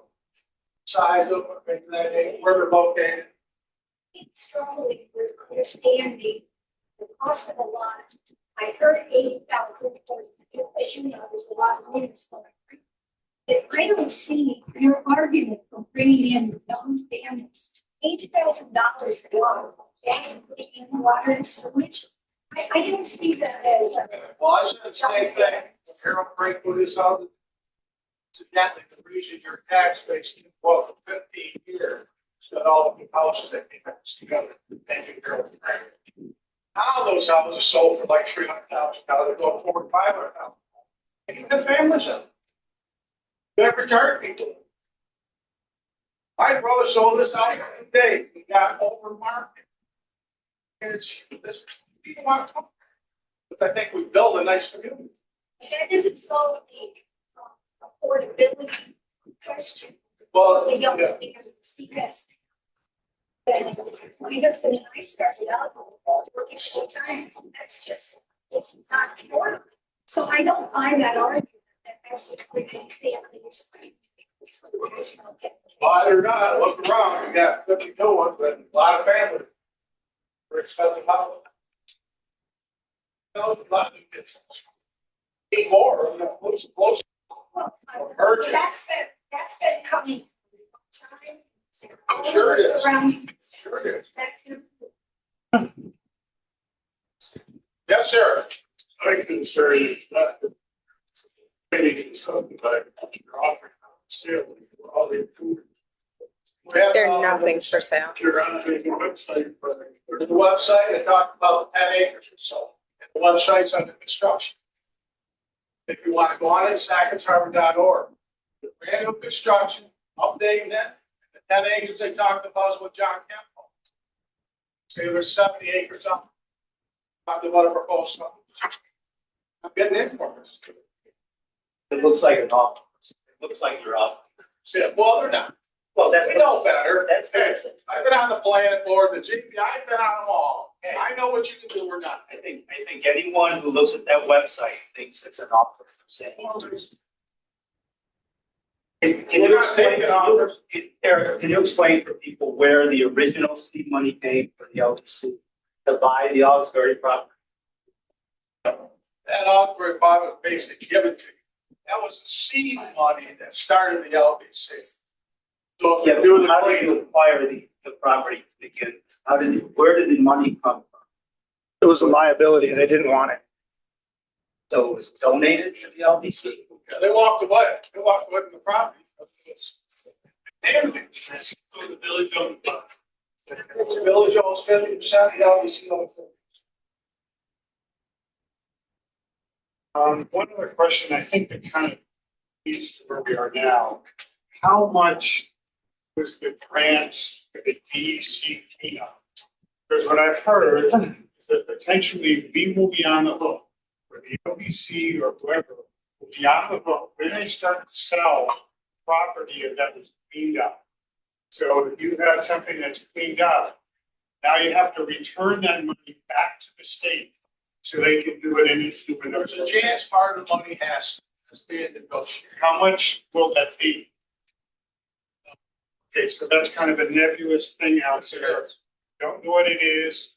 Going forward, don't know the number. For this village, should know that number. All right. So guys, this was meant to be the answer to Sue's request, which was a quick overview of the LDC, not a in-depth public hearing about the project. I'm happy to answer questions about the project after. When are we gonna get it changed now? It's all we're asking. It's not, Mark, and I understand, like, I was at your meeting when you quote Tim Abel's phase one that says, we need to do more archaeology. I called him afterwards because I didn't want to misquote him. And I asked him, hey, what I understand is Mark is quoting your phase one that says we need to do more. It's not a quote from phase three, because phase three, he says he commends the LDC for going above and beyond the required development archaeology studies. There is no further archaeological mitigation needed. And both he and SHPO are happy with the project moving forward. That's correct. So, and you were in the meetings with myself and Eric and Greg when we talked to the DEC. And the two gentlemen there said, no one's ever collected money for this. The project, it's never happened. We sold AMS, and you're intentionally sowing misinformation to try and manipulate public opinion about this. Sure. The village attorney. The village attorney, when I described the situation to him, laughed and asked what the heck you guys thought you had to do with it. It's not, you don't have any standing to just yell about this project, Mark. And where is my June 5th, by June 5th forward request? The only document in that request that we need to produce to you that actually is a document that exists, because your requests are for what is our opinion, which is not how FOIL works. It is the 2012. Oh, I sent you guys an email. Oh, it's by default a FOIL request if you request information from us, which you know that. And the only document in there that Peg was able to find is the 2012 visioning thing, which you have a copy of, and we will send you another, but there's nothing else in there. Respectfully, I would like to ask why is there no transparency on how the LDC came into being, how this land was acquired, and where is the community transparency and the opportunity to weigh in on these issues? We have had this conversation at every meeting for the past 6 months. This has been a 4-year process. So if you're just now coming into this conversation 3 years into it, you might have missed some of the conversation. We don't need to revisit the things that we did 3 and 4 years ago.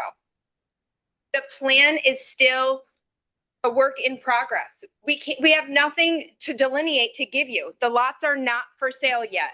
We are still going before planning. We are still getting all of the permits in place. There's nothing to report yet, other than we're not selling it or giving it to the Battlefield Alliance. We are going to be selling it in lots. That is the only thing that we can tell you for sure right now. I might beg to differ because currently the website does say that those lots are for sale, which is rather questionable given that this has not fully been Yeah. vetted by mute the her. community. Listen, this isn't a public discussion about this right now. So the lots are being, you can in one hand say, we want you to be transparent, but if you tell anyone you're going to sell the lots, that's too like, we have been telling people, if you're interested, let us know. When the subdivision process is complete, you will reach out to the people who have put their name or their email down. That's the purpose of the website, which is under construction. And I think the LDC just paid for a new website a month ago.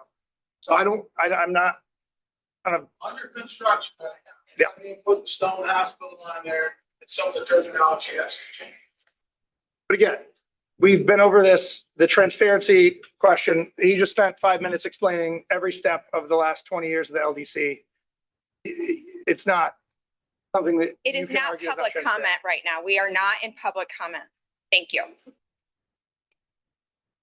George, Not in public. we're going to in a second. We're not. We'll have public comment at the end. We have a few more things.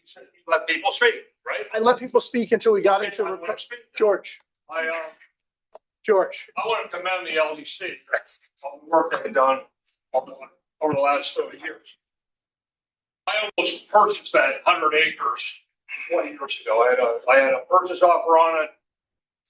I hired an environmental engineer, architect, an attorney, and we came to the conclusion that it was filled with oil. 100 acres was very, very compromised.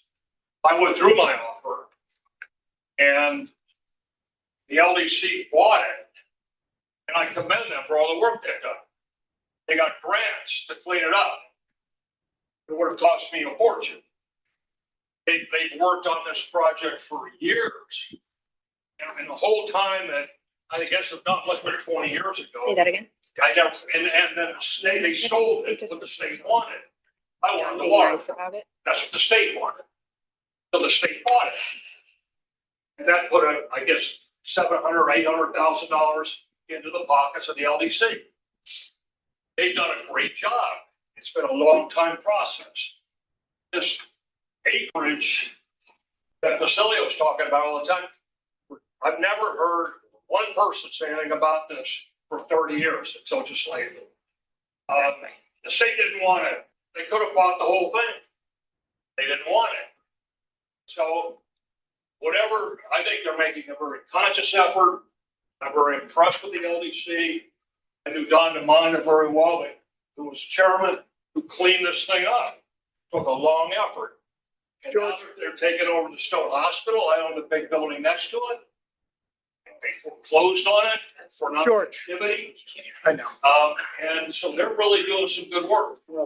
Because people need to be committed. All right. Okay, thank you. All right. So that's all for my report. And I don't even know how to follow up with what I'm after that. The only thing I had was that, as Lynn alluded to, the pavement out back, the price changed. And I need to share people, when we first approved that, it was 25,000.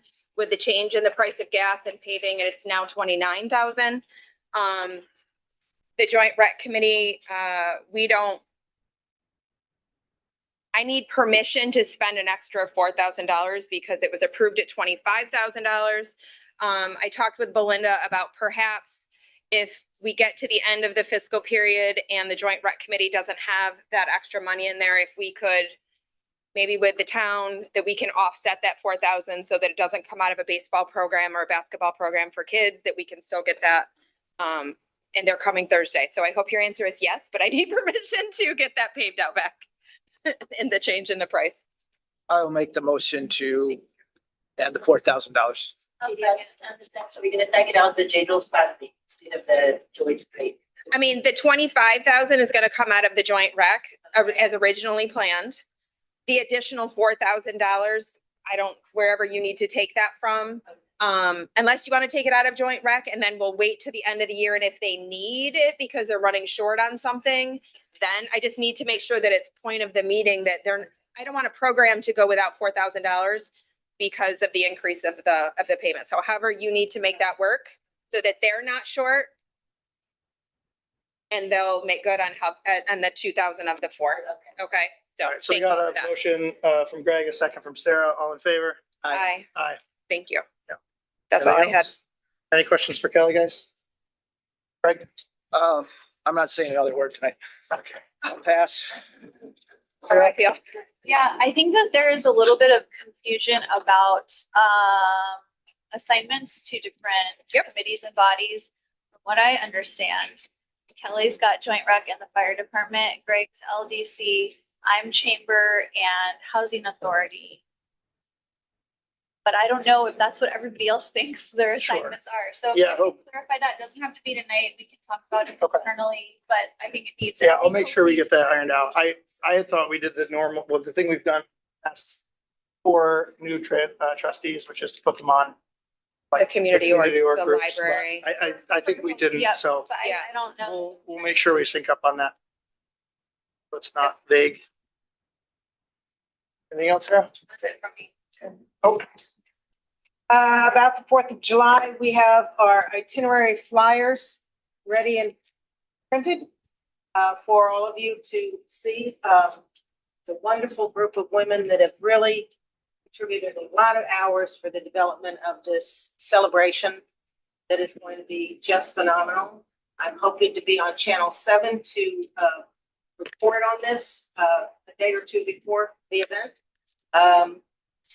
The bicycle parade starts at 9:30 and it goes all the way until fireworks starts at 9:45. I am requesting that the ballards be placed on Bayard to Ray from 9:30 to 5 o'clock. And that is an issue that needs to be resolved. I would hope that it would be a pedestrian area for that whole period of time. Because of the group of people that will be there with all the activities, it'll be open-ended space for everyone. Municipal ramps, boat ramps will be open for people to come. Lynn left, but he promised me that he would be here and say that he would be able to support the He did. the balance put up. He did. He reports. I was gonna say, I think Thank Hope at the last meeting, he said that. He did, but it's on the report here, you know, the road closure for. He supports it. Okay, He just okay. told me that before he left. He's Good. fine. He didn't tell me. He told me. Okay. We have 9 boats that are gonna be We participating need a so far. motion. We have 9 boats Close the road? participating in the blessing of the fleet. hey, Hope, real quick, Yes. we do need a motion to close the roads. road. I'll make a motion to close the roads, contingent that, Lynn agrees with the timing. He does. Okay, He does. Okay, I'll second. all in favor? Aye. Aye. We have a barbecue with apple pie. Tickets are on sale, and there is a flyer also for the times that you can purchase your tickets at the bank on at different times. We need to get this in. We need to sell these tickets so that we can make money for the housing authority. We would greatly appreciate that.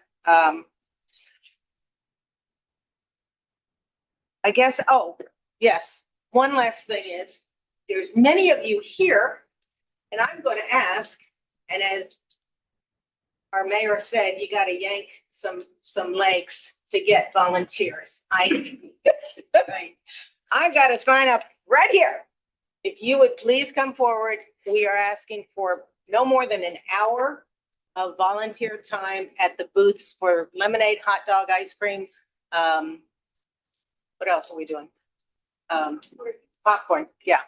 And this is all for sales that would be donated to the housing authority. I would really appreciate it if, I would even ask our village trustees if they could put in an hour to support our community. I would really appreciate it. We'll put out a schedule for you of when would be convenient for the youth. This is on Saturday. It would start at 10 o'clock and go until about 5 o'clock. And you only do an hour and then you can participate in all the activities that are going on around the night too. It's no labor, just handing out lemonade. Can you, before we leave, can you give me the details and I'll put it out on the community page? Right, thank you. Here's my sheet. Come forward. I'm You might want to put it by the door. Yeah. Okay, Anything else, Hope? no, I think that's it.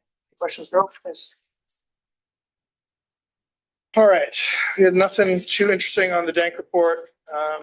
Starting to whittle down the list of leaks. We found a couple and abandoned house actually that was leaking for a while. So Lynn took care of that. So next up on here, we have our code of ethics renewal. It's essentially a carbon copy of the state, not the state, NICOM's recommendations. I'm happy with it as is. I don't have any suggested changes. I don't either. I looked at the towns and I didn't see, they had a couple different things that they were doing with theirs. I guess I just wanted to make sure that everyone's read it and that we can, I don't know, say in public that we've read it and that we agree with it and that we know that we are being held to this ethics policy. So I just want to put that out there that we're acknowledging that. I know every year, December, we say that we're doing it, but we don't ever like really look at it and read it. And I just want to make sure ethics are super important. Sure that we've looked at it. Cool. Do we need to approve it? It's already been approved. I just Okay. wanted to make sure that we've actually read it and move forward. Okay. Next up, we have the zoning moratoria. I have sent over a draft law to the board for feedback. We've talked about it. I don't see a need to rush into a moratoria when we can draft the actual rules and regs that we want to see. There's nothing holding us back from doing that. I did forget to forward it to you guys. I did say I would, so I'll do that now. But I don't know if you guys wanted to chime in about that. If anyone disagrees, agrees, or here. Moratorium on short-term rentals? Yeah, sorry. I said zoning moratoria. It was from zoning, a STR moratoria was. Right. Gosh, God. So we're looking to do what with this exactly? The zoning committee had said potentially, well, they said a moratoria that allows no one else to have one for a year while we figure out the rules and regs to put into zoning. I don't think we're on the cusp of having too many in any meaningful way that we need to do something to protect. I think,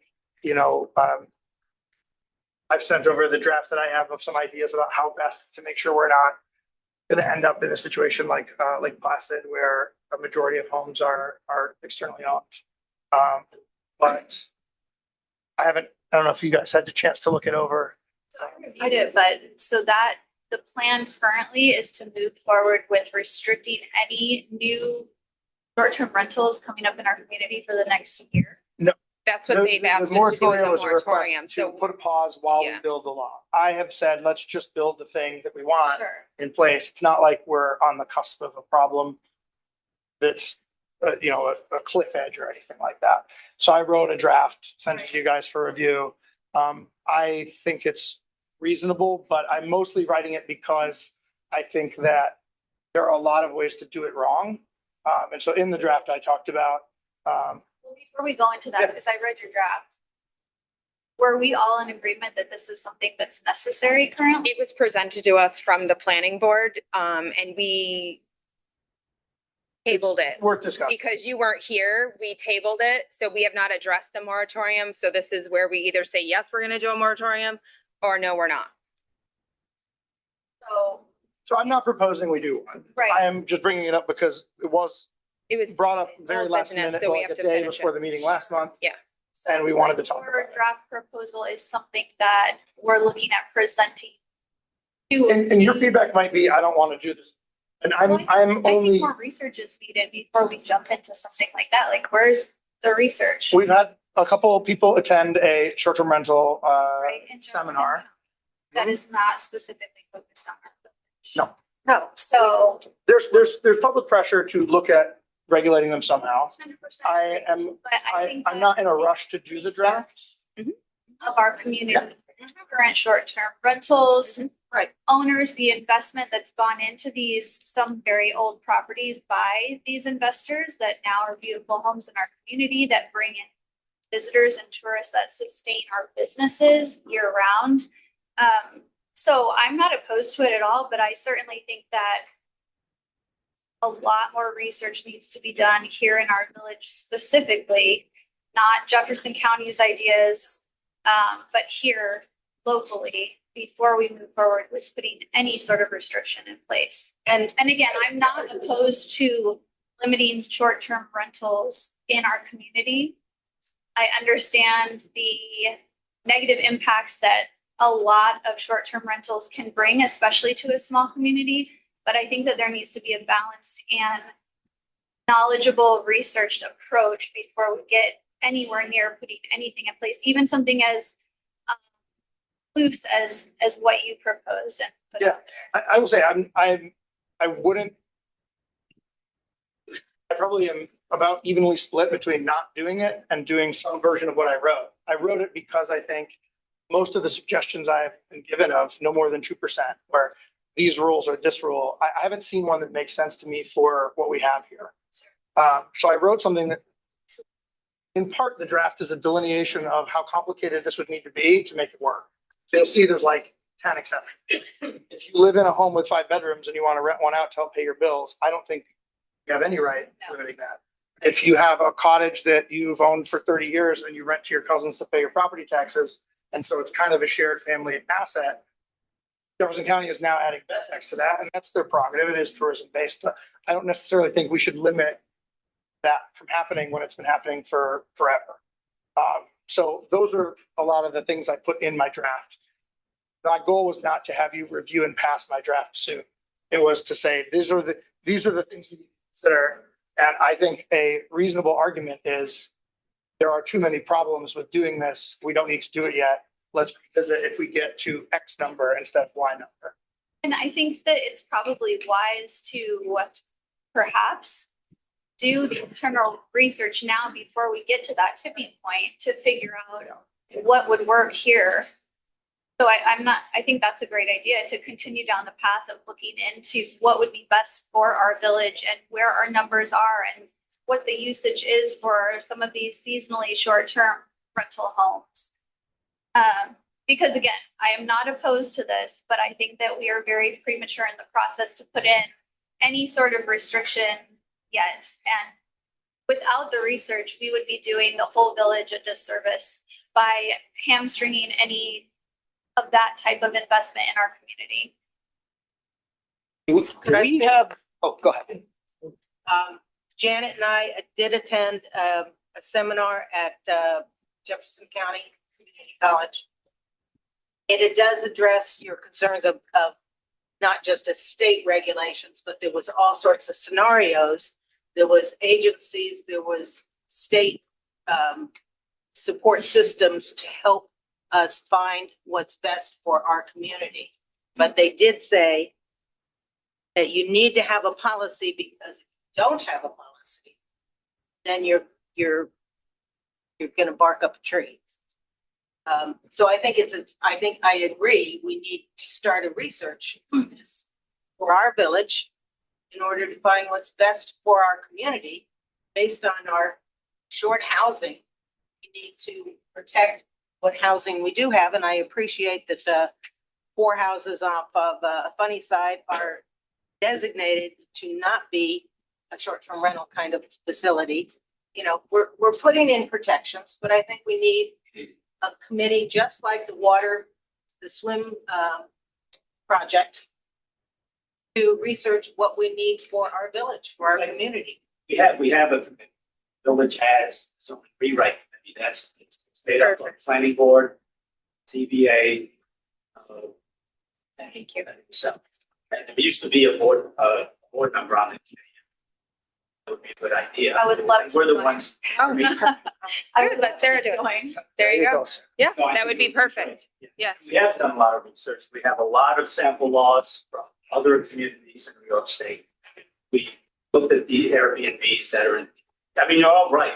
I'm just saying that work has been done and that was the basis for the moratorium. And I'm not, so anyway, Sarah, well, Is there, Dave, we have an accurate way to count the number of STRs? I mean, if you're not on Airbnb or Vrbo, you still could be a short-term rental by word of mouth. That's, yeah. how do you Well, even capture that Well, number? the only way that we know of, other than sort of knowledge, okay, and Okay. when I was a kid, family rented a cottage weekend, that cottage was rented every week on the stereo.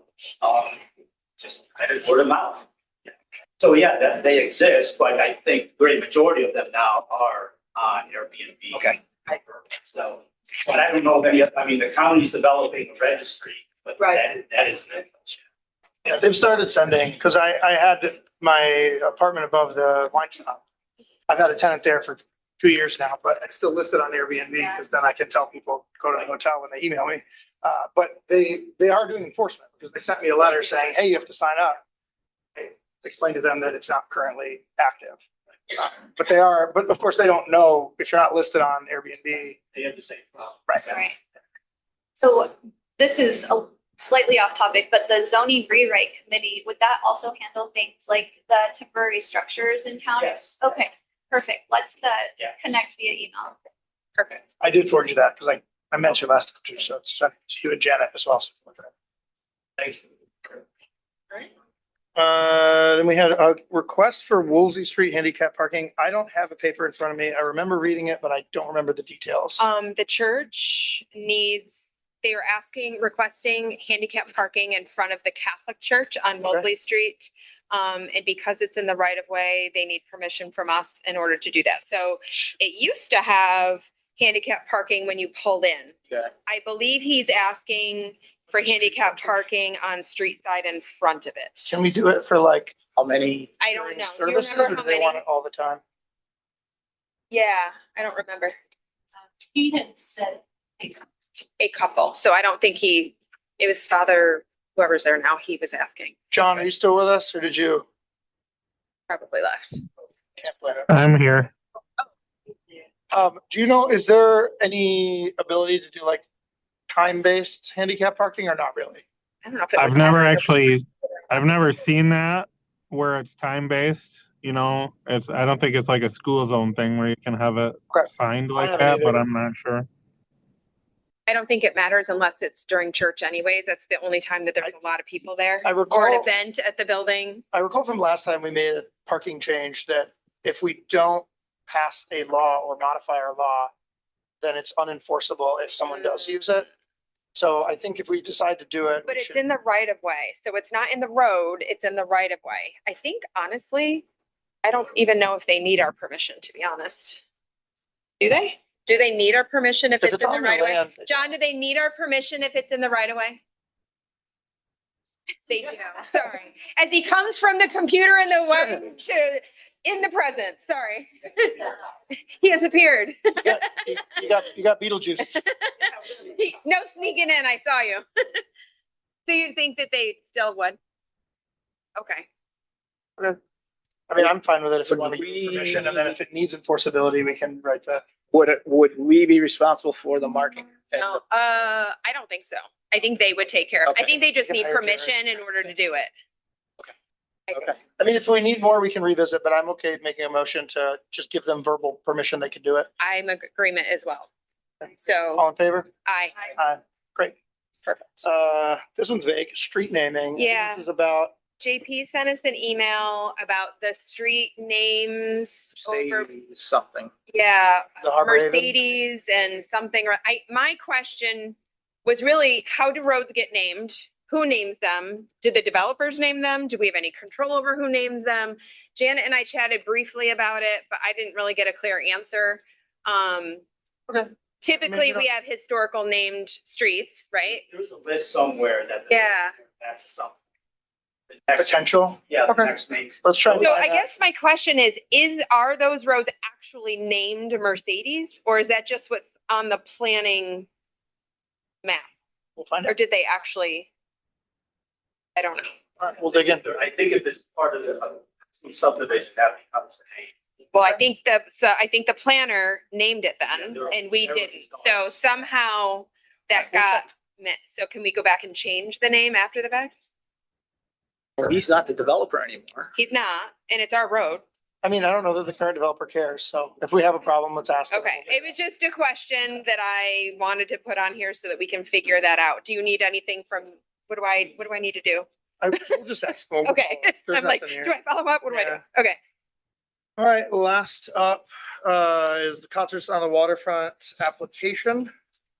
I don't even know. It's in here. Yeah. It's the same as last year. Yeah, I'll make a motion to approve the concerts on the waterfront application. A second. Oh, sorry, sir. Wow, We you're have all 3 jumping in. seconds. All Is it all three of them, pick a name. was a hair finish? I made the motion and then all of them jumped in, so just throw a name in there. I'd support. Word on All it. right, all in favor? Aye. Aye. All right. I am going to open the floor to public comment again. I am not going to argue 55 points. So what we're going to do is the technical rules for public comment. So you get 3 minutes. You get one topic. Say your name. Say your piece. If it's a question and you're well under 3 minutes, I will answer it if it's quick, but we're not going to have an infinitely long discussion for every single thing here, or I am going to have to find a sleeping bag. All right. Sorry. I just wanted to address the board, but here I am at our driver. And I just wanted to welcome everybody to know that our town meetings are also open. Usually we don't get a lot because if things are going well, we come to our meetings. That's what happens. I like it that way. Let's keep it that way. But there are a lot of projects that are going on in the town. We have a lot of joint things that we do with the village that usually go unnoticed. We do a lot of joint things with our equipment. We do a lot of joint things with our budgeting. We're looking to be fiscally responsible, we sharing resources, sharing some of our thought processes like the ethics policy to make sure that we're doing things together and not years past where we're siloed. So I just wanted to take the opportunity to introduce myself if people are unaware of who I am and let you know that we also have a town council that works hard for you as the residents. And there's a lot of positive things that have been happening over the last 6 or 7 years that may go unnoticed, but things have been happening in the town. So keep it that way, and anybody's welcome to really keep positive also. Thank you. Thanks, Beth. All warning. I read the clerk's weekly newsletter to make sure that, I know you and Greg around you see that it's the LGC meeting notices posted in her weekly. Newsletter that she emails out. Can do it. Less than 3 minutes. Want another one? Okay. I think it was brought up before, the street sign on the corner of Brown Shore Road. Very far back. Yeah. We've discussed this the last 3 months. Around, fly by, they back up, and then they turn left onto Brown Shore. We would like that sign moved to the corner. Okay, I have a picture here that it's terrible. But the idea, the sign is here. Yeah. Signs behind the telephone. There's a telephone. Yeah, the trooper missed it today. Yes, the guy who over the telephone, if that signs, I don't care about the guy where, you can't hit it. I mean, it's, the reason why I'm saying. Yeah. Okay, the other night, watching TV and the ambulance. Obviously, they're water. And he goes down Brown Shores West, I think, okay? Then he has to back up, then he has to go down, and goes down Brown Shore. That 5 minutes would be somebody's life. Yeah, understood. If you want to get out there and walk around, let me and Lynn know. We'll meet you out there and talk about where it could go. Lynn's already been out there and he's mentioned and talked to the people next to you multiple times. Yeah. That's what they take by my house and talk to me about it. And he said, I really want to do something. It could end up being a sandwich board that I put out there through the summer, because obviously the summer is when we have more traffic down there. But he said, I'm going to do something, but so that's where we're left. Right. An ambulance. Yeah. We had talked about, because it's not the stop sign, it's the Brown Shores Road sign, right? And Stop sign's on. yeah, we had talked about moving the street sign across the road, like with an arrow. There's the utility pole right there, but Ben said that National Grid doesn't allow, their poles to be used for that. Do you know who the property owner is right there? Yeah, Dimmick owns that. Chris Dimmick owns that? But Lynn even said, he said, I mentioned that, but he said, people are gonna, when they're coming down, they're not gonna look to the left to see if they're. Yeah. He said, that's not gonna I mean, work. if Lynn told you he's working on it, I have faith in him that he is. I'll follow up with him as Unfortunately, well. we all stayed in Lynn's left, which I think is, I wish that we could have had that, case came here that again, but. I'll follow up with him. Mentioned he's had this conversation a few times and I'm not Well, sure. it's not changed, so we're gonna bring it up until it's changed. Not quite. I think he was pretty clear at the last meeting that there wasn't anything that he could do. It sounds like he's trying to work out another solution, but moving the stop sign is probably not going to be an option. That was the impression I left. It Okay. sounded like he did. Okay. But yes, two signs. Okay. Well, What's next? Yes, sir. there's an issue Name. on Ambrose. I don't know how many years ago the village sold the property on the dead end of Ambrose. And there was construction done there that went over the main drain line for Ambrose itself. It's been plugged for a couple of years. Lynn has found that it's 230 feet from the last sewer drain to the plug. But nothing's done. We have flooded twice. I think Steve Sullivan had Steve was there when I walked in, and they told me that DPW closed the street. Anyway, water's pouring down the right of way, flooded my neighbor's cottage completely, their basement, flooded my shed and under my house. This has happened twice and nothing's happened. Now, that's quite a shot of drainage coming down Ambrose that's blocked. Saying, why?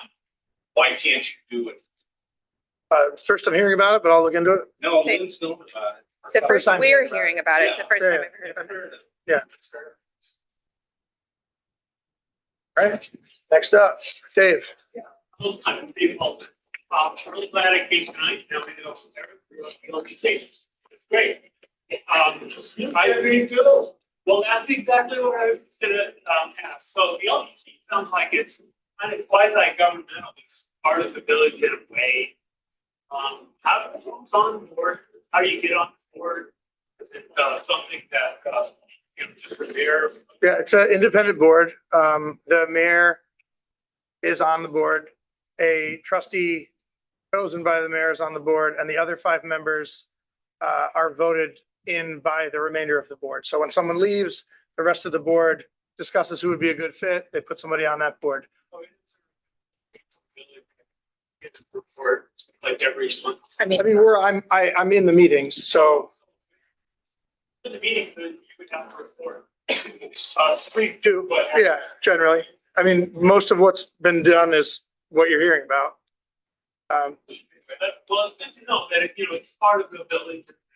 Everybody should know, Yeah, so to be clear, it's an independent nonprofit that has a very tight relationship with the village, but it's not directly controlled by the village. So the land is jointly owned by the LDC and the village. The land is jointly owned. But like the funds in the LDC's account, when they do a loan to a business, this board has no, I mean, Craig and I are on both boards, but independent of that, this board has no say on that. But yeah, if you know, generally every time we have a meeting at the LDC, it's reported about here at the next meeting. When are the meetings? Like twice a year, scheduled twice. Well, the new website will also have info soon. Good. That's not my question. Following up, see. I understand this is a $2.3 million grant that we if we sell it, so it's not covered in the so, and the argument I've heard is that we make so much money on taxes on these houses that we pay that. Now, $350,000 homes, about $900 to $1,000. The town gets $1,000 per year, sorry. 20 homes is $20,000. How long at $20,000 a year to pay out the $2.3 million? And is everyone aware of that? We discussed it at length during the project, and it's not at all likely that we have to pay anything back, let alone 2.3 million. We were given guidance by the DEC. It's related to the size of the property. It's why we sold 10 acres of it already 4 years ago, and I've heard not one word from them. All the guidance we were given was that it was fine. Mark was in that meeting, and these guys that don't like the project have been saying things that have caused a lot of confusion, and we have tried very hard to be clear about what isn't true. But as long as we're a small town, rumors travel fast. I can't bop the moles of it. That says the village isn't going to be surprised by it. We asked for that with the LDC meeting, and we were told there is no paperwork for anything at all because everyone who was involved in this has retired and the people they trained have retired. And the other 6 communities that have had this happen have never paid a cent to the DEC, and they've never gone after anyone, including Clayton, that sold the land to build their hotels and have not had anything happen.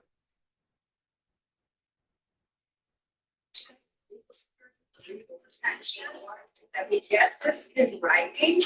There's no one to get it. Yeah. Do not move forward. Slow down. Make sure this stuff is really in writing. Because people die. And the next group of people can say, oh, that's sketch out. Get that 2000. Yeah, in the guidance that they were when they originally wrote the rules for this remediation grant was the maximum they could ever ask for was the amount sold. And so when we sold the land to John Kent, we actually had earmarked, you know, we need to keep this on for a while to make sure that they don't come asking for it. So at the very worst, if we decided that there was a reasonable chance of this happening, which again, I was in multiple meetings with DC officials that said this was not the case, but there's an argument to be made that we could set those funds in an account for a number of years, but that still accomplishes the goals, and that fund can be interest bearing. We can take loans against it. There's a lot of options that don't, even if all this drum beating about the DEC gets someone's attention, which I think is the intent here, is to scare people into trying to support not doing this, but that's what it is. Understood. I'm right. Yeah. I just want to say, you know, 4 or 5 years ago, because of the historic, it was valuable. It was being support. There's a lot of places to support to us. I do think there's other places that the homes, like you can look across, you can find some older homes, remote homes, invest in the infrastructure and there's other places to build. I think it is a shame that we'll bring on for this, this is like happening. And it's gorgeous. I just walked it yesterday, walked the path, and come out, and you're like, wow, it's just gorgeous. So, if you have a chance to walk that path, now, it's like, oh my gosh, it's like the pieces there. And there's other places to build houses, and I'm, Lord, slow down. With people, with me, right here. Listen to people, don't be dismissive, don't be shaming us like we've been doing this for a long time. Raise your hands, and this is the first, this year, first year about this health scene. Maybe I'm the only one, but. Okay, thank you. Take it easy, partner, okay? That was about 5 minutes, not gonna be 30 seconds. Where's the flag law? I've requested it many times. Finish? It is. It should be on our Flag law, website. can I get a copy of it? It's on our website. Okay, thank you. Yes. Secondly, are you gonna put in a CFA grant? I've asked you 3 times and you refuse to respond, both your clerk and you. We Do July, you lost the last 4 of them. You lost 4 straight. Are you gonna put one in? I've seen no public hearing. I've seen no evidence of what you're gonna do. Are you gonna put one in? Or is it gonna be 4? We're working on it. We just talked about it for about an hour and a half about the swimming area. The July 31st. We know. Where- What are you working on? What is the particular project? We talked We about just it. talked It was about it the for an hour and swimming. a half. I'm sorry. We talked about it for an hour and a half at the beginning of the meeting. It's the swimming Talked about project. it At this meeting? Yes, Yeah. For an hour and a half. I don't. I know. Well, I'll write you an email. CFA grant. Well, okay, what is it that I talked about it? I The didn't- swimming, What? the swimming, Remember, did you see the diagram up there on the TV? the map. The map? Did you see the map? Yeah, I had no idea what that is. That's what we were talking No, that about. was about water. It is about water. George, I'll write you an email. I'll email you. Because you can't hear, I'll email you. I appreciate it because I've requested it 3 times, so I get no response Okay, from you or the clerk. okay. That's all I ask. Because I'm gonna put one in. Great. I guess we're in competition. Yeah. Thank you, sir. You got one for your hotel? So what's that? The guy behind you. Sorry. I see Ray Peterson for the minutes, one past here, right? Okay. LWC. We company, the break has been safely compromised. The last significant community has. Also, the interest of transparency for the entire community. We have, say, a letter from Geneva. And if there's any way to make it clear that there's no diversity property. It's in position. Yeah, you get people from the community. We answer a lot of questions. It's clear, that's not the case. And I think with how man's really coming out. Suggestion, somebody taught state former government for decades, with the JCC and for you to come to certification. Thanks, Ray. Ready on Zoom?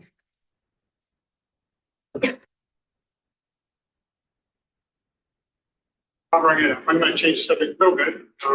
Thank you for the basketball courts in the back. Would like to see, I said, Tammy and I got together, kept this on. Tammy and I got together with Jeff Robbins, not sure if he, you or with me, didn't hear anything back about. We haven't had a meeting yet, so that's probably why. Okay. Lining before you got their meeting. That's the reason I'm bringing this up. Okay. They do, what we've seen is that they would do, this Thursday would be the paving, the next week would be lining. There's a potential, if that's the case, what lines be placed down? We talked to Jeff, it looked like there's a potential for 2 basketball courts and 4 pickleball courts that Yes. were together. Now, one of the things that came up was, we're not sure based on what the basketball hoops is going to be placed in there. They're going to require different lining for both courts. You're right. Because they're too close to the, they go farther out into the I want to say thank you for that, but I also want to make sure this has been kind of something related to this as a general topic. It's really hard to find out what's going on. Because even getting the line, it would have been nice to have, okay, this is the plan. Okay, that's the plan. I agree with it, I disagree with it. That's a really simple thing. I might have jumped on related to your ethics. So I found 2023. That's the last one I found in the seconds Well, it hasn't been changed because we. It hasn't been changed. That is the most recent one.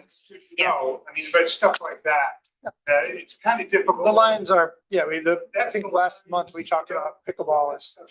Really, I know we updated the website. It's like first is they make a move for me, but I always find that we do not keep it up. Really spend time, really time well spent keeping that thing up to date, and not just fast. Oh, this is our minutes. That's what's allowed. How do we make it so that everything gets disseminated into the community? That's my statement. Okay. Thank you. Thank you. First. Great Parker, the 10281 road, just a quick comment. I'm asking a question.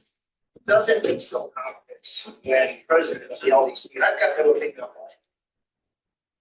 So go to Sackets Harbor.org and it says, I'm going to read two sentences. Filter 3 goes to Sackets Harbor, 20 residential lots now available when the Northern Roads goes to 20 waterfront. Another scroll down a little bit more residential lots now available.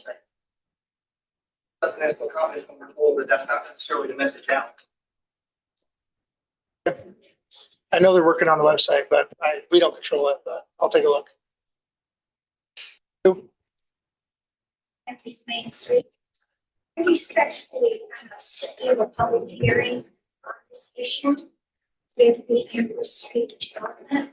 You look at every meeting up to 4 now, keeps coming up. And the reason it keeps coming up is that people are very sincere about the sport aspect. Sackets Harbor. That's why people come here. They see how beautiful it is. But the history of these are actually clear. And I think it's not going to end until a couple of years. And you get a flavor from everyone. Hey. Some, sir, are you good? Yes, change the subject a little bit. Let's talk trash. About who? I'm glad our council supervisors, we used to have a recycling center not so many years ago. Just down the road. Now we have to make a 8 mile round trip to the recycling center. I would hope that in your desire to work with the village, bring back part of the recycling center to where it was. So we don't make this incredible trip back. If I may answer that question. Yes. The reason that we had to move recycling center was twofold. If we didn't make some changes, Jefferson County was gonna take it away from us. So the changes were made for us to be able to monitor the, let's say, what was going into the recycling center, and for us to be able to have enough room. So moving it out where it is now, we can monitor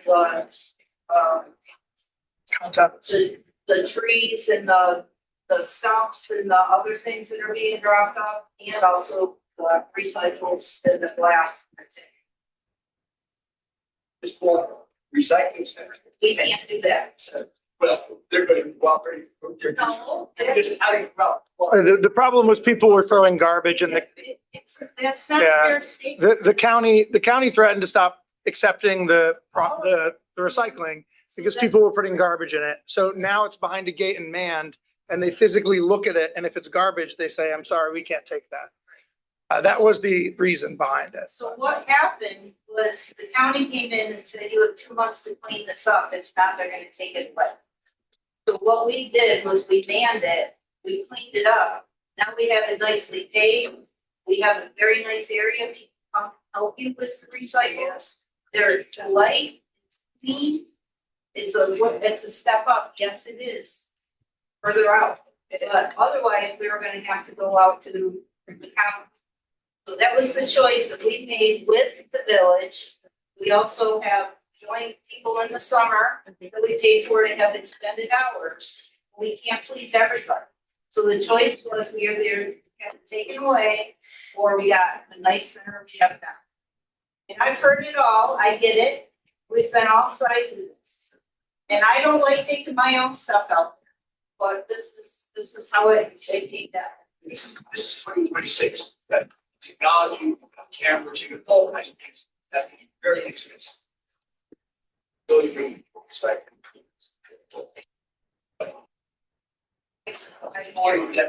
I appreciate it. We've talked about the cameras and it's not something that it goes unconsidered, but we haven't moved on it yet. All right. Anybody else? Mike. Yeah, I travel around a lot. You guys live in a pretty damn good community. There's a lot of vitriol going around. A lot of people are complaining about their time. So, well, maybe go to State Street, Florida. See what that place is. Go to one storage. I've lived here since 1986. This is the greatest village. This is my chosen backyard. And I hear people assuming nefarious intent with the big actors. Just because you might not like what that person has to say, they stop assuming you have your neighbor has a malicious intent. We do complain about our diamond slippers being too damn tight. Please stop throwing that shade on your neighbor. Somebody had to say it. That's my role in the room. Fine, I'll be the person. But everybody here is working in good faith. Please start treating your neighbor now. Thank you. Appreciate it. Thank you. Paul, you're up. I can't speak after that. Thank you. That's right. All right. Okay, we got one person on Zoom and then I think we can get out of here, guys. Hi all, I'm sorry it's me again, Megan Williams. Hey, so I just wanted to make a final thought on the proposed development on Ambrose. And what I find really new is the outcome of Dr. Abel's findings that we suddenly know what's under that ground, or at least have a start of understanding what's there. What's also new is that a lot of the taxpaying community has not been fully informed along the way of this 4-year journey and is now really learning about the possibility of disrupting hallowed ground in the lead up to our nation's 250th birthday. What seems to be little discussed, or at least I've heard little from this group, is the interest that's coming for this land at the state and federal levels and what that could potentially mean for our community. It seems important to me that this board and this gathering of residents and neighbors, veterans and patriots, that we're not all aligned in what seems to be marching forward with not a lot of community input. And I really believe that more public discussion and input based on this new information seems vitally important to preserving a potential treasure that we have just down the road on Ambrose. So thanks for hearing me on that. Sorry. All right, anybody else? All right, I'll make a motion to close the meeting. Second. all in favor? Aye.